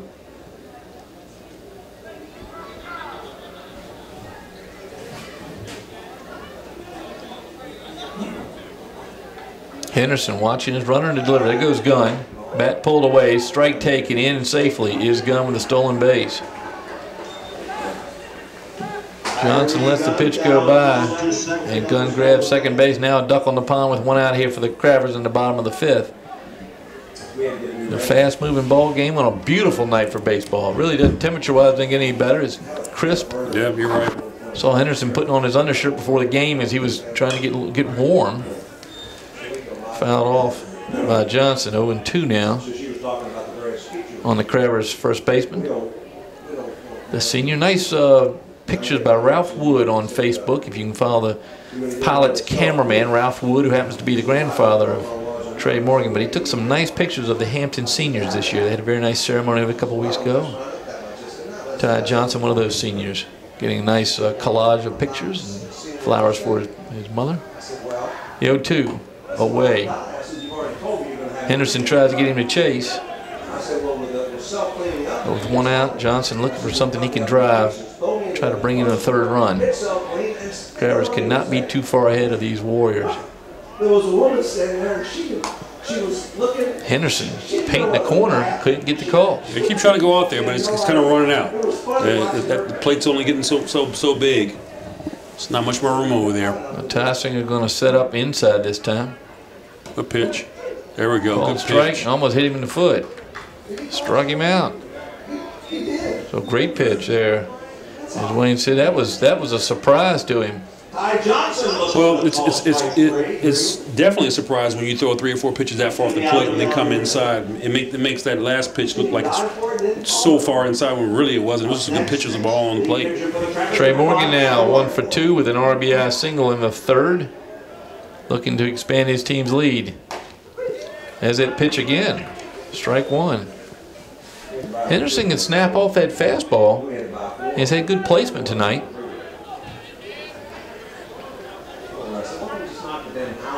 This is not smart. Not smart at all. I don't like anything parts of that play. Nothing. Gunn steals the base. Nothing about it. He didn't get a good jump. I know he made it, okay, but just because it was successful, it doesn't make it a good play. You have your 3-hole hitter up, okay. You got a gate open. When I say gate open, the catcher has a free lane to throw the ball. You have 2 outs. You're already in scoring position. Everything about that play, just unnecessary risk is what you're saying. Exactly. Swinging a miss by Morgan. 1 now, and 2. on the flip side, let me tell you what could come out. What could come out of this? He could throw a dirt ball right here and he scores. Okay, if we're going to play the small percentages like that, then all right, it might work out for him. But for the most part, when you have a left-hander up there, when you call the gate open, ground ball in the middle. Dansbury bobbles the ball. Yep. And the error is going to lead to the run. Exactly. And then if he wouldn't have stole that base, he wouldn't have scored. However, the percentages say that the play wasn't a smart play, but it did work out. So. Well, and you say just because it works out doesn't make it a good play. Exactly. But the Crabbers move ahead 3-0 now, still with just 3 hits. Henderson a little frustrated as he pitched well this inning and has given up the run. He did walk Gunn, and Gunn stole 2 bases to put himself in scoring position at 3rd base and able to score on that ground ball. And I think what I dislike the most part about that is he didn't get a great jump. He was probably 2-3 feet off the bag. The shortstop was holding him pretty tight, and it wasn't a good jump. So it was a risky play. It worked out for him, and Yep. Darius Harris back running for Morgan as the battery mate Jordan McCray takes the ball low. 2 down here in the 5th. Crabbers lead at 3-0 over the Nansemond River Warriors. Last year's 5A state champions. Matt Stoffel and his staff, Tom Lau, who used to be at Heritage High School for a number of years, Brian Elms, Gilbert Fitzwater, and Jason Reed. He goes runner, pop foul over the right side. 1-1 now. A good staff over there, and to win a high school baseball championship is quite a challenge. I mean, to win a baseball championship anyway, you got to get hot at the right time. You have the right pitching order. You got to have a lot of breaks. Nansemond put it together last year. Coach Stoffel brings home the school's first baseball title and his first baseball title. It wouldn't make any difference to him anyway. But if that was Morgan on there, you know exactly what they're trying to do. Pitches up and in, 2-1. So McCray looking to move Harris around.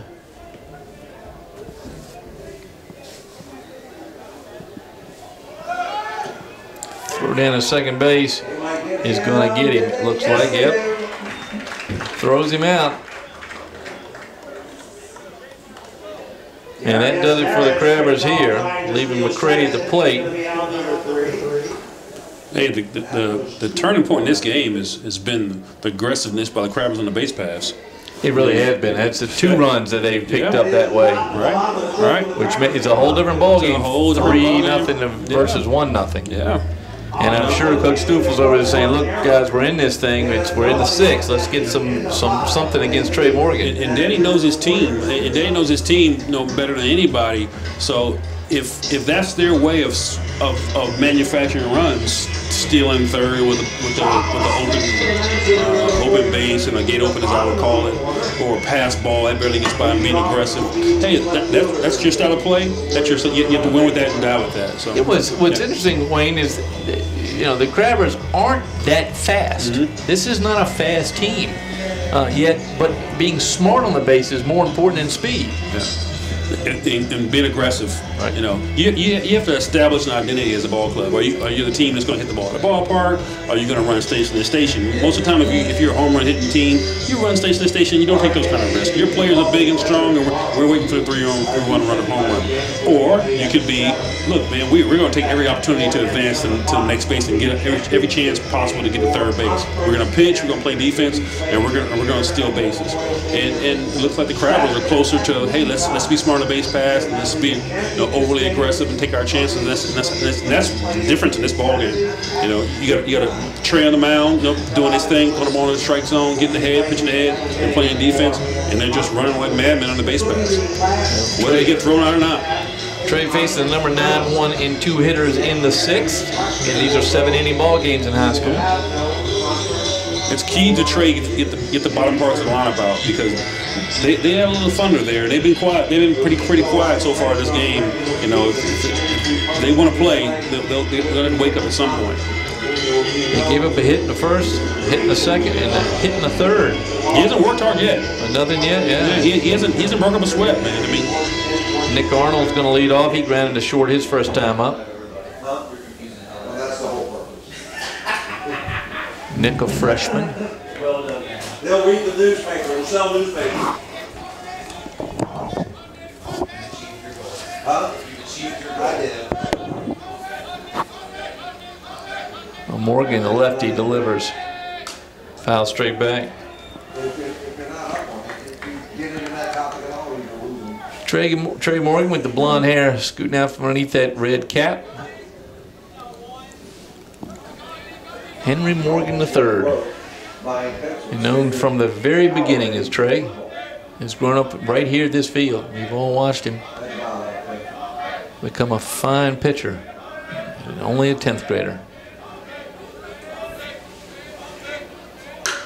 Driven deep to left center field. Back goes the center fielder Johnson, not able to come up with it. Arnold hits the second base. Arnold has the double there to lead off the Warrior 6th. First solid hit ball. Second one, I guess, since Howard's. You're right. Puts Arnold as the leadoff hitter there at second base. And the top of the order, Miles Geller and Matt Colbert behind him. Then the pitcher, Jared Henderson. So here's Miles Geller. He's popped to the first baseman and singled right back up the middle. 1 for 2 tonight. When you get them snap out of the bottom parts of your lineup, that's a lot. I mean, because now, no, this is the best of the best. This is gonna be their only shot. If they don't do it here, then it's not looking good for them.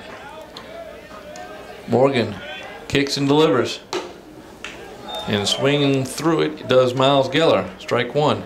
Now this pickoff move doesn't work at second base, so the double does give the Nansemond River team a little advantage here. We got a 2-goose flyover after watching left fielder Kyrie Gunn fight the Luna Moth that had come out there and attacked him. He's okay now.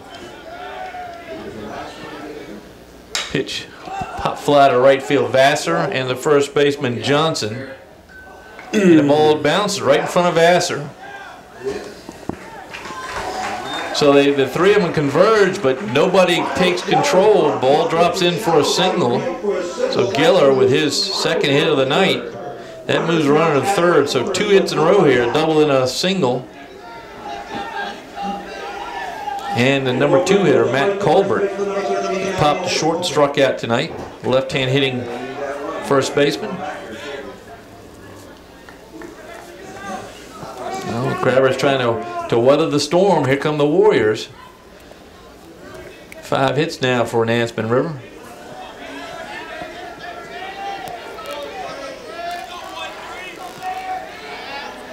Fans from Nansemond River up, shouting encouragement to Colbert. Trey Morgan throws over to first base, back safely is Geller.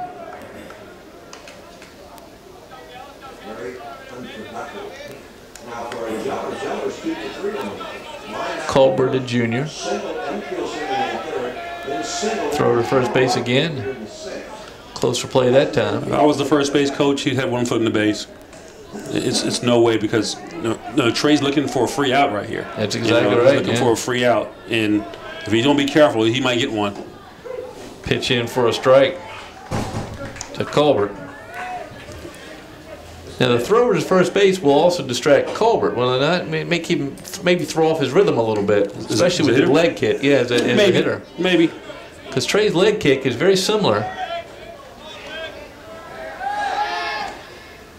That time, ball on the inside of the base, dug out by the first baseman Johnson. So still 0-1 on Matt Colbert. Nick Arnold down at third, and Miles Geller at first. 0-1's away, hung on to by the catcher McCray. Yeah, right now I think Trey's giving that runner at first base a little bit too much attention. That delivery was different than any delivery he's had throughout this whole game. You know, his leg kick was a lot different. Look, if both these runners score, you're still winning. You know, I mean, so right now let's concentrate on getting out right here.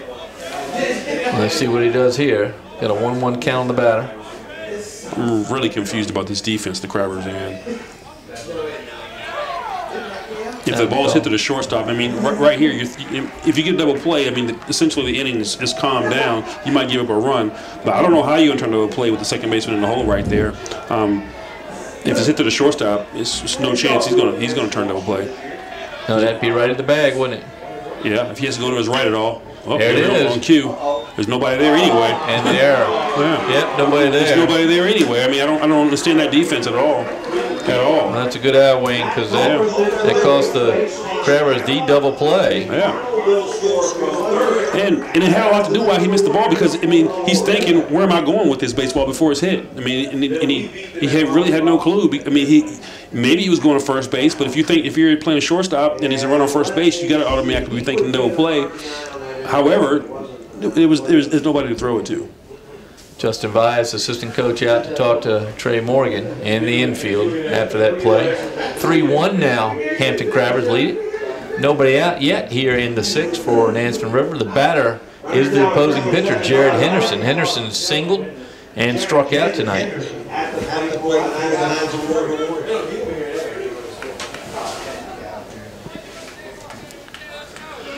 Runners at first and second. It's Geller at second, Colbert at first. And the senior, Jared Henderson, steps in. Please don't tell me the first baseman is going to hold the runner on right here with a runner on second base. He's doing it. Oh, boy. And foul back. Is he going to steal second? He's not going anywhere as far as I can tell. There's somebody out there. How many red shirts can you have at the back? Well, please have somebody plug that four-hole up. I don't understand this defense here. First baseman Ty Johnson still holding the runner. Geller with a short lead at second. Trey Morgan steps off back towards the bag. Obviously the runner's bothering Morgan. Wind blowing out to left. The left fielder, Kyrie Gunn, is taking a few steps back against Henderson. Throw down to second base, very nearly got him. That would have been that free out you were talking about. Yeah. And he knows he turned the different way than he had before. And Geller very nearly picked off. He's been picked off once tonight.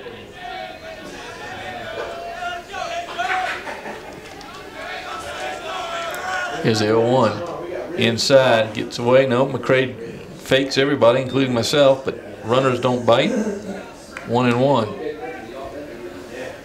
So the sophomore, Trey Morgan, tested here in the sixth, giving up 5 hits, 2 in this inning, and 1 run. 3-1 Crabbers.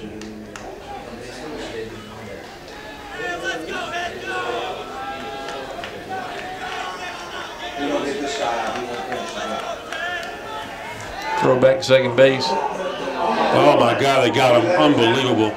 Unbelievable. Oh my God, are you kidding me? They got 2 of them. Oh my God, you can't make this up. He called him safe. He called him safe. He didn't see it as he went by. The umpire missed the first play. He was turning around looking. So there was no call there. The call was on the second play. So the old pickoff play. He's going to call him safe. He might call him safe. He tagged him with his hand. He had the ball in his hand. Well, I'm not sure they saw it. Umpire says he's out at third base. So the fake pickoff play, Wayne. Yeah. Giller thrown out. You talk about looking for free outs. I'm telling you, I mean, you got to have a feel for a game. So that's 1-6. Somehow the shortstop ends up with the ball. That's McBride. And the runner at second base called safe. So possibly missed calls on both ends. So it all levels out, although a change would have put the runner at third, not at second. So one down, Colbert at second base. It's a 1-1 count on Jarrett Henderson. Danny Mitchell has gone out to plead his case, but like Mark Stufel before him, he does not convince the umpire to change the call. So now one runner on, one in, and the batter Henderson with a 1-1 count. 3-1 ball game.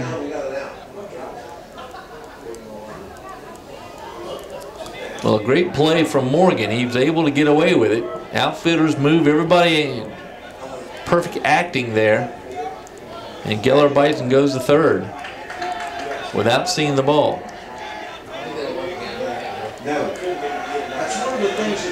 A 1-1 pitch to Henderson. Colbert stays closer to the bag.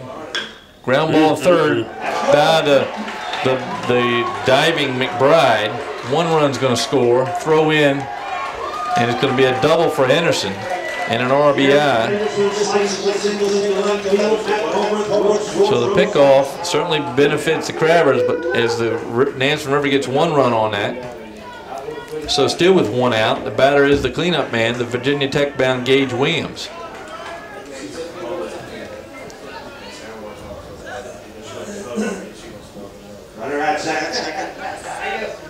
Well, the runner now, it looks like Mason Bedingfield is going to run for Nansemond River's pitcher, Jarrett Henderson. Henderson with the RBI double.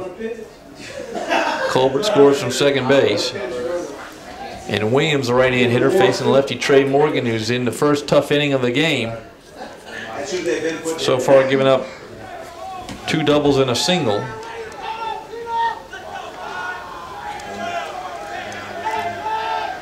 First pitch, Gage Williams, swing and a miss.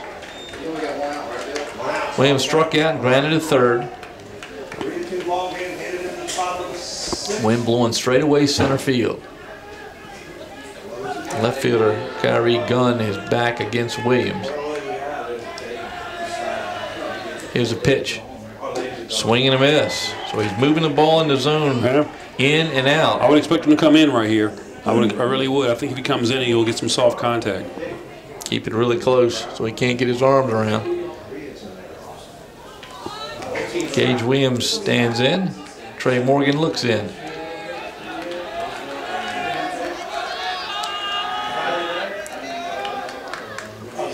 Swing and a miss.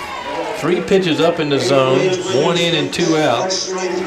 Williams strikes out for the second time, second out of the inning, and now the batter, Jaden Tysinger, the catcher. Tysinger's popped to right and struck out tonight. He's still got a duck on the pond out there in the form of the runner Mason Bedingfield. Bedingfield, the courtesy runner for the pitcher, Jarrett Henderson, who doubled in the second run for the Nansemond River Warriors. 1-run game here in the top of the 6th. 3-2 Crabbers.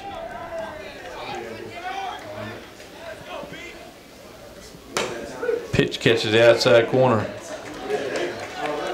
Now, Wayne, that's a pitch right there that gets the outside corner. That's probably the most zip we've seen out of Trey Morgan tonight. Yeah, that ball's off the plate. That ball's off the plate. So, hey, I would keep going out there. Yeah, it sounded good. I think we got the call half on that. Driven foul down the right field. He's competing. Yeah, he's been raised on this diamond right here. Oh, he has. He has. He's been taught well. And watched a lot of good coaches. And Trey Morgan listens. I don't know if he listens to his parents, but he listens to the coaches. I think he listens to his parents. I think he does. I know him as a person, and he's a very respectful, good kid. Good kid. The 0-2 now to Tysinger. Up in the zone, 1 and 2. I tell you, what I respect much about Hank and Henry and how they raise his kid. they really let him have fun. I mean, they let him play baseball. They're really baseball purists. They don't put too much pressure on him. They don't force him into anything. He loves the game because he grew up around it. But I've never heard him talk the game where it's nothing more than just a game. Yeah, it's just a game. Let's have fun, man. Well, he just fought his way out of a tough inning. He did. Gave up 2 doubles and a single. And I saw that tough inning coming. You know, when he started with that double, I was like, well, you know, here's their chance. You know, here's their big chance to make a run. You got the top of the lineup coming up. You got some guys who were supposed to carry this ball club who hadn't done much. You know, that fake play, that free out, which we talked about, was it might be the game. It might be the game because they'd still be out there. They'd still be out there. Another run with a score, it would be tied. Yep. Now Trey's going to go back out there with 3 more outs to get. The meat of the lineup is gone. Right. You know, and what are we at? 6, 7, 8 now? 6, 7, and 8. Okay, yeah. Well, there you go. You know, we talk a lot about Hank Morgan, Trey's father, but he and his father, his grandfather, Henry Morgan. What do they tell the three things they tell every player that comes in here and plays with the Pilots? Play hard, respect the game, have fun. Yeah. And that's exactly what you said about Trey. Yeah. Well, you know, I coached, you know, a lot of the Pilots. You know, like I said, I coached them for 7 years. And these kids come from a variety of programs. And some of them, you know, really got caught up. You know, I know you're at a high level when you're playing with the Pilots and everybody sees the glory of the contract and the TV, and they all want to get there. And I respect that.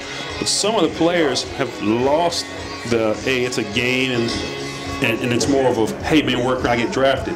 Where, you know, when I played, I have to be honest, you know, I played because I loved it, and the draft just happened to come. I didn't play for the draft. The draft was just a product of putting hard work into it and playing because I wanted to win and I wanted to be a part of something. And I woke up one day and it was there. And now it seems to be, you see the contract and you see, you know, what can come out of it instead of you focusing on that instead of focusing on the sweat to put into it. So, you know, it is what it is. Yeah. Well, I think the Pilot players benefit, and I'm sure Crabber players benefit too, because they come through with Danny Mitchell and his staff. Yeah. He teaches them how to play the game the right way. I'm sure Mark Stoufel over there in Nansemond is the same way, and that's how he gets that state title. Yeah, he is. It's good baseball here, man. Good baseball. Jordan McCray fouls the ball. First pitch he sees down the third base line. McCray was at the plate when his teammate Darius Harris thrown out at second base to end the 5th. We're in the bottom of the 6th, 3-2 Crabbers now. Crabbers been out hit 6-3, but they've been able to get one more run. That one taken inside. He thought he might take it in the shoulder. I thought he was going to. He gave every effort he could. He leaned into it a little bit, and I would have loved it. I would have loved every minute of it. You know, if they would have told him he had to come back, oh gosh, watch out. Sharply fouled off to the right side. If they told him he would have come back, because you try to get in the way of the ball, they would have been right. But I still don't like to see it happen. I'm all for getting hit by the baseball and find any way possible to get on first base. 1-2 now to the Crabber catcher.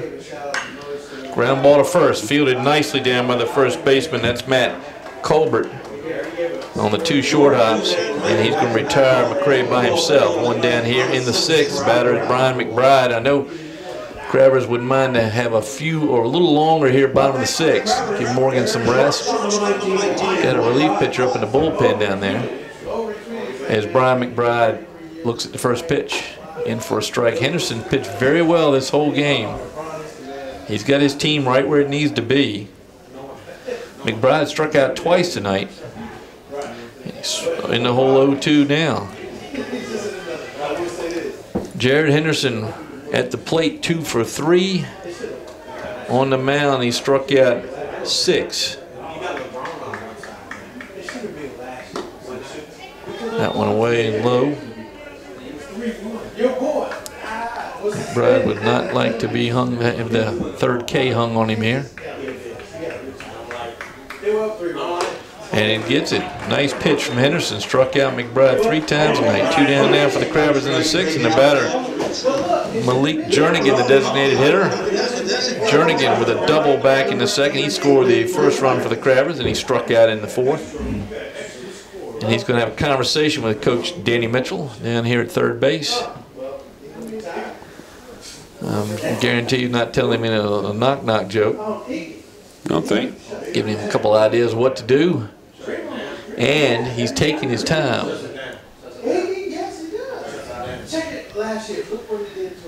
And, yes, Danny's implementing his version of 4 corners, I guess. That's exactly right.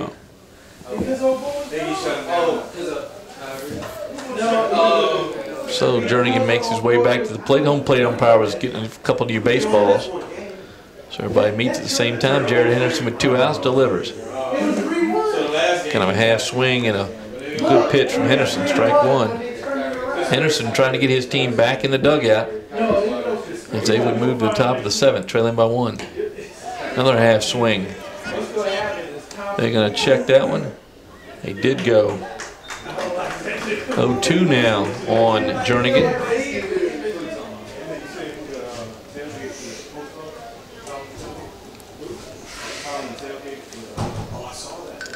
Henderson trying to get out of his inning quickly. Delivers up.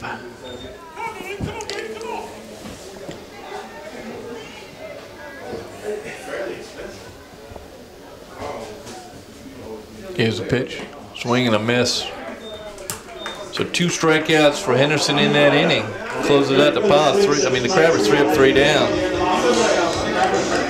7 strikeouts for Jared Henderson through 6 innings. And we go to the top of the 7th. Last at bat for the Nansemond River Warriors. They trail it 3-2 in what has become a very close ball game. It was 3-0 going to the top of the 6th. Nansemond River picks up 2. Probably squandered a chance to tie the ball game. Now they're going to have to try to tie it here in the top of the 7th. Trey Morgan back on the mound for the Crabbers. Mayer, then Howard, then Martin for Nansemond River. 6, 7, 8, 9, they're responsible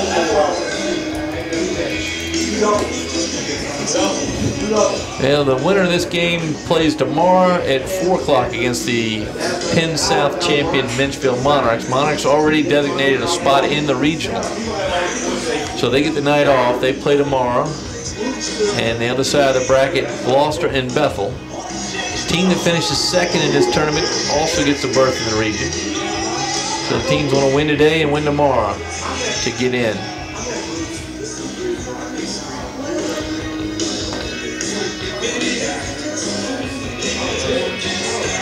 Trey Morgan just gritted out a 3-2 lead going to the top of the 7th. He contributed with an RBI single back in the 3rd inning. And now he's going to try to close it out here in the top of the 7th. Second baseman Jarrett Mayer. Mayer struck out and popped to center. Mayer Jr., the right-hand hitter, facing lefty Morgan. Crabber defense straight away in the outfield.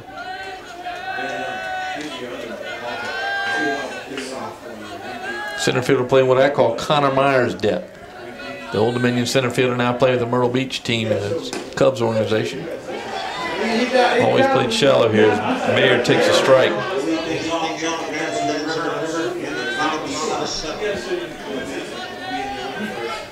Pitcher warming up the Nansemond River bullpen. The brand new one in left field. Curveball catches the outside corner. Whatever Trey Morgan's done, he's earned that outside corner a little wider as he gets later in the game. That curveball just catches the corner. Mayer didn't like it. It's 0-2 on him. Morgan tried to take advantage of that call, didn't get it. That was about 3 baseballs out. Yeah, I keep going out there too. I mean, yeah, if you're going to get the call, go and get it. It certainly makes Mayer think about it. So 1-2 now. Nobody out here in the top of the 7th. Nansemond River trying to pick up a run to tie it. Swing and a miss. Struck him out. One down here. The batter, the designated hitter, Desmond Howard. Howard with a double in the 2nd. And hit by a pitch. He's 1 for 1.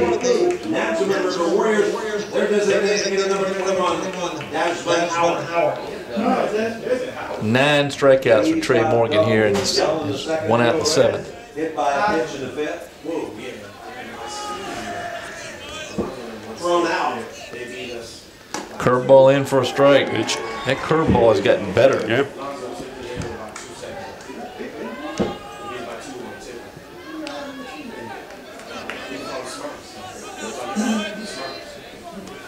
The 0-1. Pop foul. 0-2 quickly on Howard. Howard swings a big bat.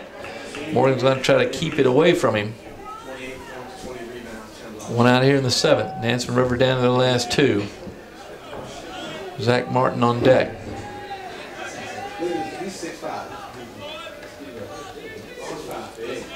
Morgan delivers. Ground ball up the middle. Second baseman Hubbard with it. Throw to first base is off the bag. First baseman Johnson came off the bag, and I'm not sure he didn't say he had to come off the bag for the throw. Error will be charged to Hubbard. He didn't have to go that deep. That's an error? Yeah, that's a throwing error. The ball was up the middle, Frank. Oh, he had plenty of time. Wayne Gomes, and I will take this to arbitration. Like your salary. We'll take it to arbitration. What did the official score give him? I think he gave him a. I'm sure he gave him a hit. Yeah. Yeah, I'm 100% sure. Yeah. Okay.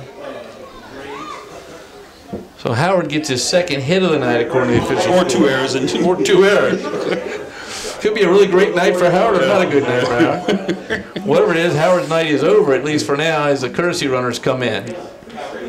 See if we get a number on the runner down there.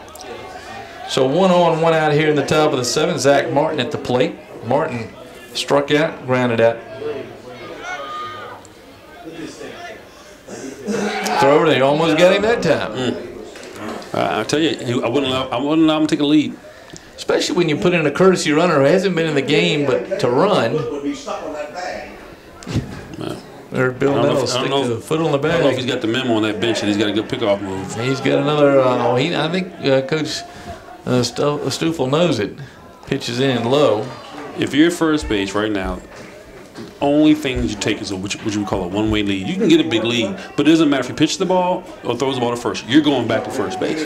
Okay, you're going back to first base. And you cannot get picked off. As soon as he moves, there's a throw over. As soon as he moves, you go back to first base. Now you're gonna look stupid if he throws the ball home. That's okay. Okay, well because we're going somewhere. All right, but you can't get picked off. It looks like Mason Bedingfield out there. If I caught a 7 on his back, pitch home, foul straight back. 1-1. Crabber's looking for the double play ball to try to finish this up. You get your pieces in the right spot, don't you, Mr. Gums? What's that? Second baseman in the right spot, shortstop in the right spot with a double play. Yeah. That's called double play depth. Whatever that was before, that was. It didn't work. That's what that was. Yeah, that was never going to work. Bedingfield's got a short lead at first. Throw home, dug out by McCray.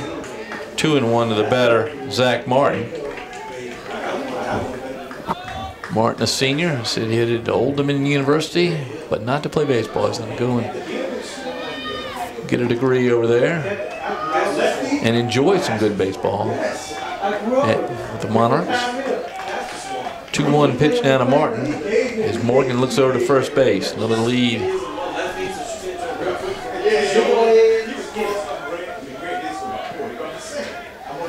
First base, but that one, I think Morgan got himself confused on that one. It was a soft throw over. Yeah. A 2-1 still. I wonder if he does that to give the runner confidence. Pitch in is swung on. Maybe it got a piece of it, but when absolutely does. You should want to set him up and give him a little confidence. I can get more. I can get more. And then he before you know it, you're sitting next to the coach. 2-2 on Martin. 1 out here in the top of the 7th. Nansemond River trying to tie this ball game up. Throw to first base. It's a flip throw. Back safely is the runner. And it is Mason Bedingfield, courtesy runner.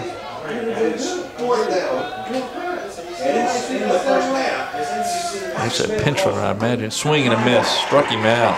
10th strikeout for Morgan. For the sophomore. having a wonderful night on the mound. Now Nick Arnold. Arnold got things going for the Warriors in the top of the 6th with the leadoff double. He scored the first run. So Arnold again. Arnold 1 for 2 tonight. He grounded to short his first time up. The number 9 hitter. Now give him a little room. You don't want the ball to go over your head. That's a time run over at first base. If the ball drops in front of you, you still get a chance to win the ball game. He went over his head last time, if I remember right. Morgan to his set, delivers. High fly ball, short center field. Back goes the shortstop, McBride. McBride in short center field. Don't look good. He didn't make the catch. Oh my God, he's going to. Well, they held the ball in the center field. Oh boy.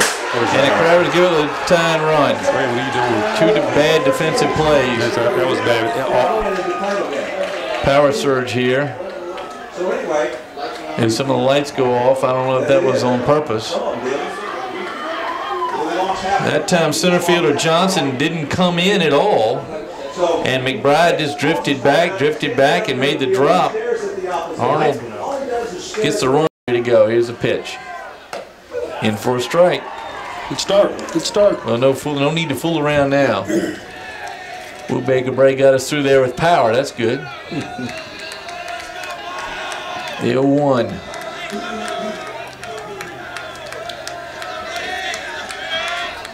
Fans getting vocal. Curveball misses up and in. Short lead out there for Arnold.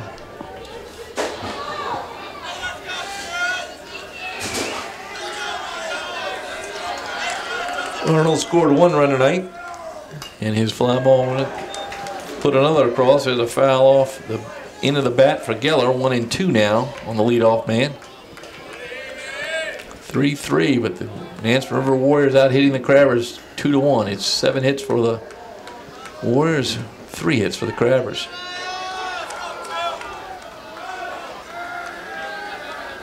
Morgan trying to get his inning. The 1-2 pitch to Miles Geller. Swing and a miss. Off-speed pitch. 11 strikeouts for Morgan. So the Crabbers come into the dugout. They're going to try to win it here in the bottom of the 7th. 8, 9, and 1 hitters for the Crabbers. And we'll see who the pitcher might be. And it's going to look to be Gage Williams, and why not? Get the Virginia Tech bound Williams on to pitch. Now this is interesting as these coaches are battling that pitch count. 25 pitches, more than 25 pitches takes you out of tomorrow. Really? It's 20 in Little League, 25 at this level, I believe, so it would take him out of tomorrow, so they're going to have to be careful. He's going to try to get the Crabbers out. So Gage Williams goes to the mound. The Crabbers have faced Williams this year. Williams, a tall, lanky right-hander. And he's replaced, he and Henderson simply switched positions. Henderson goes to third base. A good outing by Jared Henderson. Gives up 3 hits, 3 runs. He's got his team right here. They're in the tie ball game. We're in the bottom of the 7th. Charles Vassar, Brendan McBride, and then the top of the order, Kyrie Gunn for the Crabbers scheduled. There are some bats on the bench. And I take that back. It's Keyshawn Johnson in the leadoff. So Johnson, right off the bat, get a chance to make up a little bit for that momentary hesitation in center field in the top half of the inning. Johnson is grounded to short, grounded to first, looking for his first base hit tonight. The athletic center fielder. Johnson hit .225, transfer from Phoebus High School. And a marvelous athlete. Let's see if he can get on base here ahead of Vassar and McBride.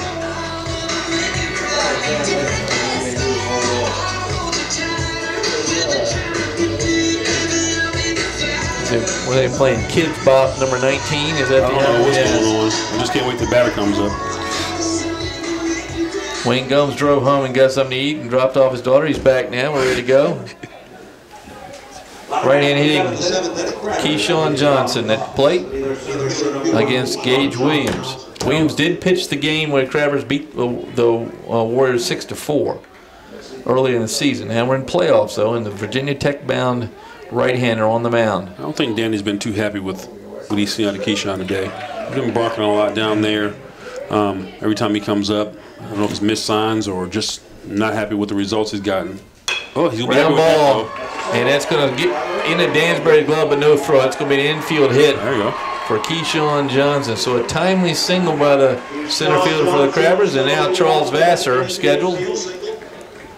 And Vassar's job is going to be one thing. He's going to square. He might as well square the bunt now. Well, Charles Vassar struck out twice, so he's going to go ahead and just turn around and square up. Third baseman Henderson's back level with his bag. He's going to quickly come in. This is where Danny Mitchell gives a sign. He yells bunt. Yeah. Short lead at first base. Right-hander pitcher looking over his shoulder and delivers. Vassar squares, takes a strike. Henderson charging. He's got to get the bunt down here. Only problem I have with this bunt, I mean, I think it's the right play, but when you're bunting him, is the guy behind him, do you feel capable he can get a base hit right here and drive him in? He's put the bat on the ball twice, says McBride, Brendan McBride. One and grounded to the pitcher and popped up the second base. Vassar struck out twice tonight, so he's got to get the bunt down here. He's got 0-1 count. Williams watching Johnson over at first. That one fouled into the shin of the catcher, Jared Tysinger, 0-2 on Vassar.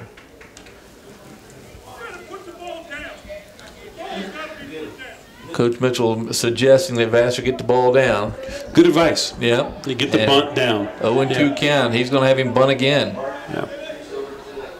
That's good advice. Guarantee you Gage Williams throws the ball about what, chest high, letter high or higher? I would throw it. Has to be above the belt. And he does get the bunt down. Beautiful bunt by Vassar. Williams throws the first, very nearly threw it over the head of the second baseman covering. As coaching, you say get the bunt down. Well, he got it down. Yeah. Vassar. Maybe he didn't understand when he got the bunt sign the first time. He just thought he was kidding. Vassar with a beautiful sacrifice. He does his job. Now, Brendan McBride, no, this is going to be Jake Malcolm for the Crabbers. Yeah. Jake Malcolm. Malcolm, a junior, right-hand hitter, coming off the bench. Here's my question. What do you lose on defense if he doesn't here? He's playing third base? Well, that's where he was, yeah. Yeah. Oh, boy. Swing and a miss.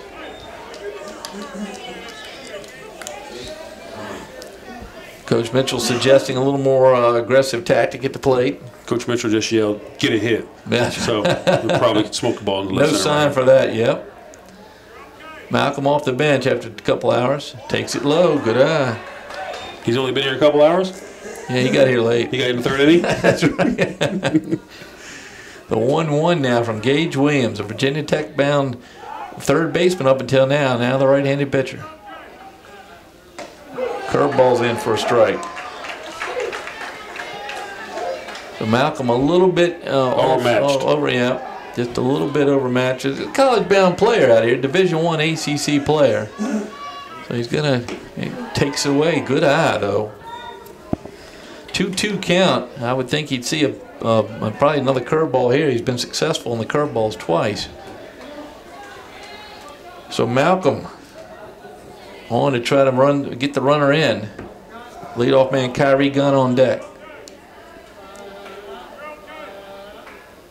Here's a pitch inside. So Malcolm trying to work the walk. Good eye there on 3 balls.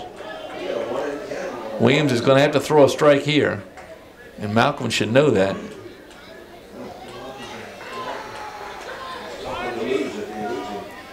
Tossing on the inside corner.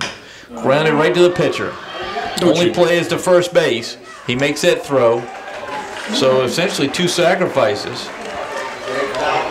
But a really good at-bat there by Malcolm. He hung in there. Yep, hung in nicely. Having been a little overmatched on the first pitch, but came back, had a good eye, was patient, and able to get at least the ground ball. So now a wild pitch from a pitcher just coming in. I wouldn't be surprised about anything right here with that run on third with Danny trying to force us run across here. So Kyrie Gunn at the plate, Keyshawn Johnson. So he's probably 2 most athletic players 90 feet apart here. Gunn has been hit by a pitch, doubled, and walked. So he's been on base 3 times. He's scored 2 runs, stolen 2 bases. sold drinks between innings, delivered programs, done a little bit of everything. He's had enough time. Needs the win right here. Well, if he had plenty of time to do most anything, he's probably written a senior thesis. Big hole between the shortstop and third baseman, so a ground ball, and with his speed could produce the winning run. Gage Williams delivers. Up and in, ball one.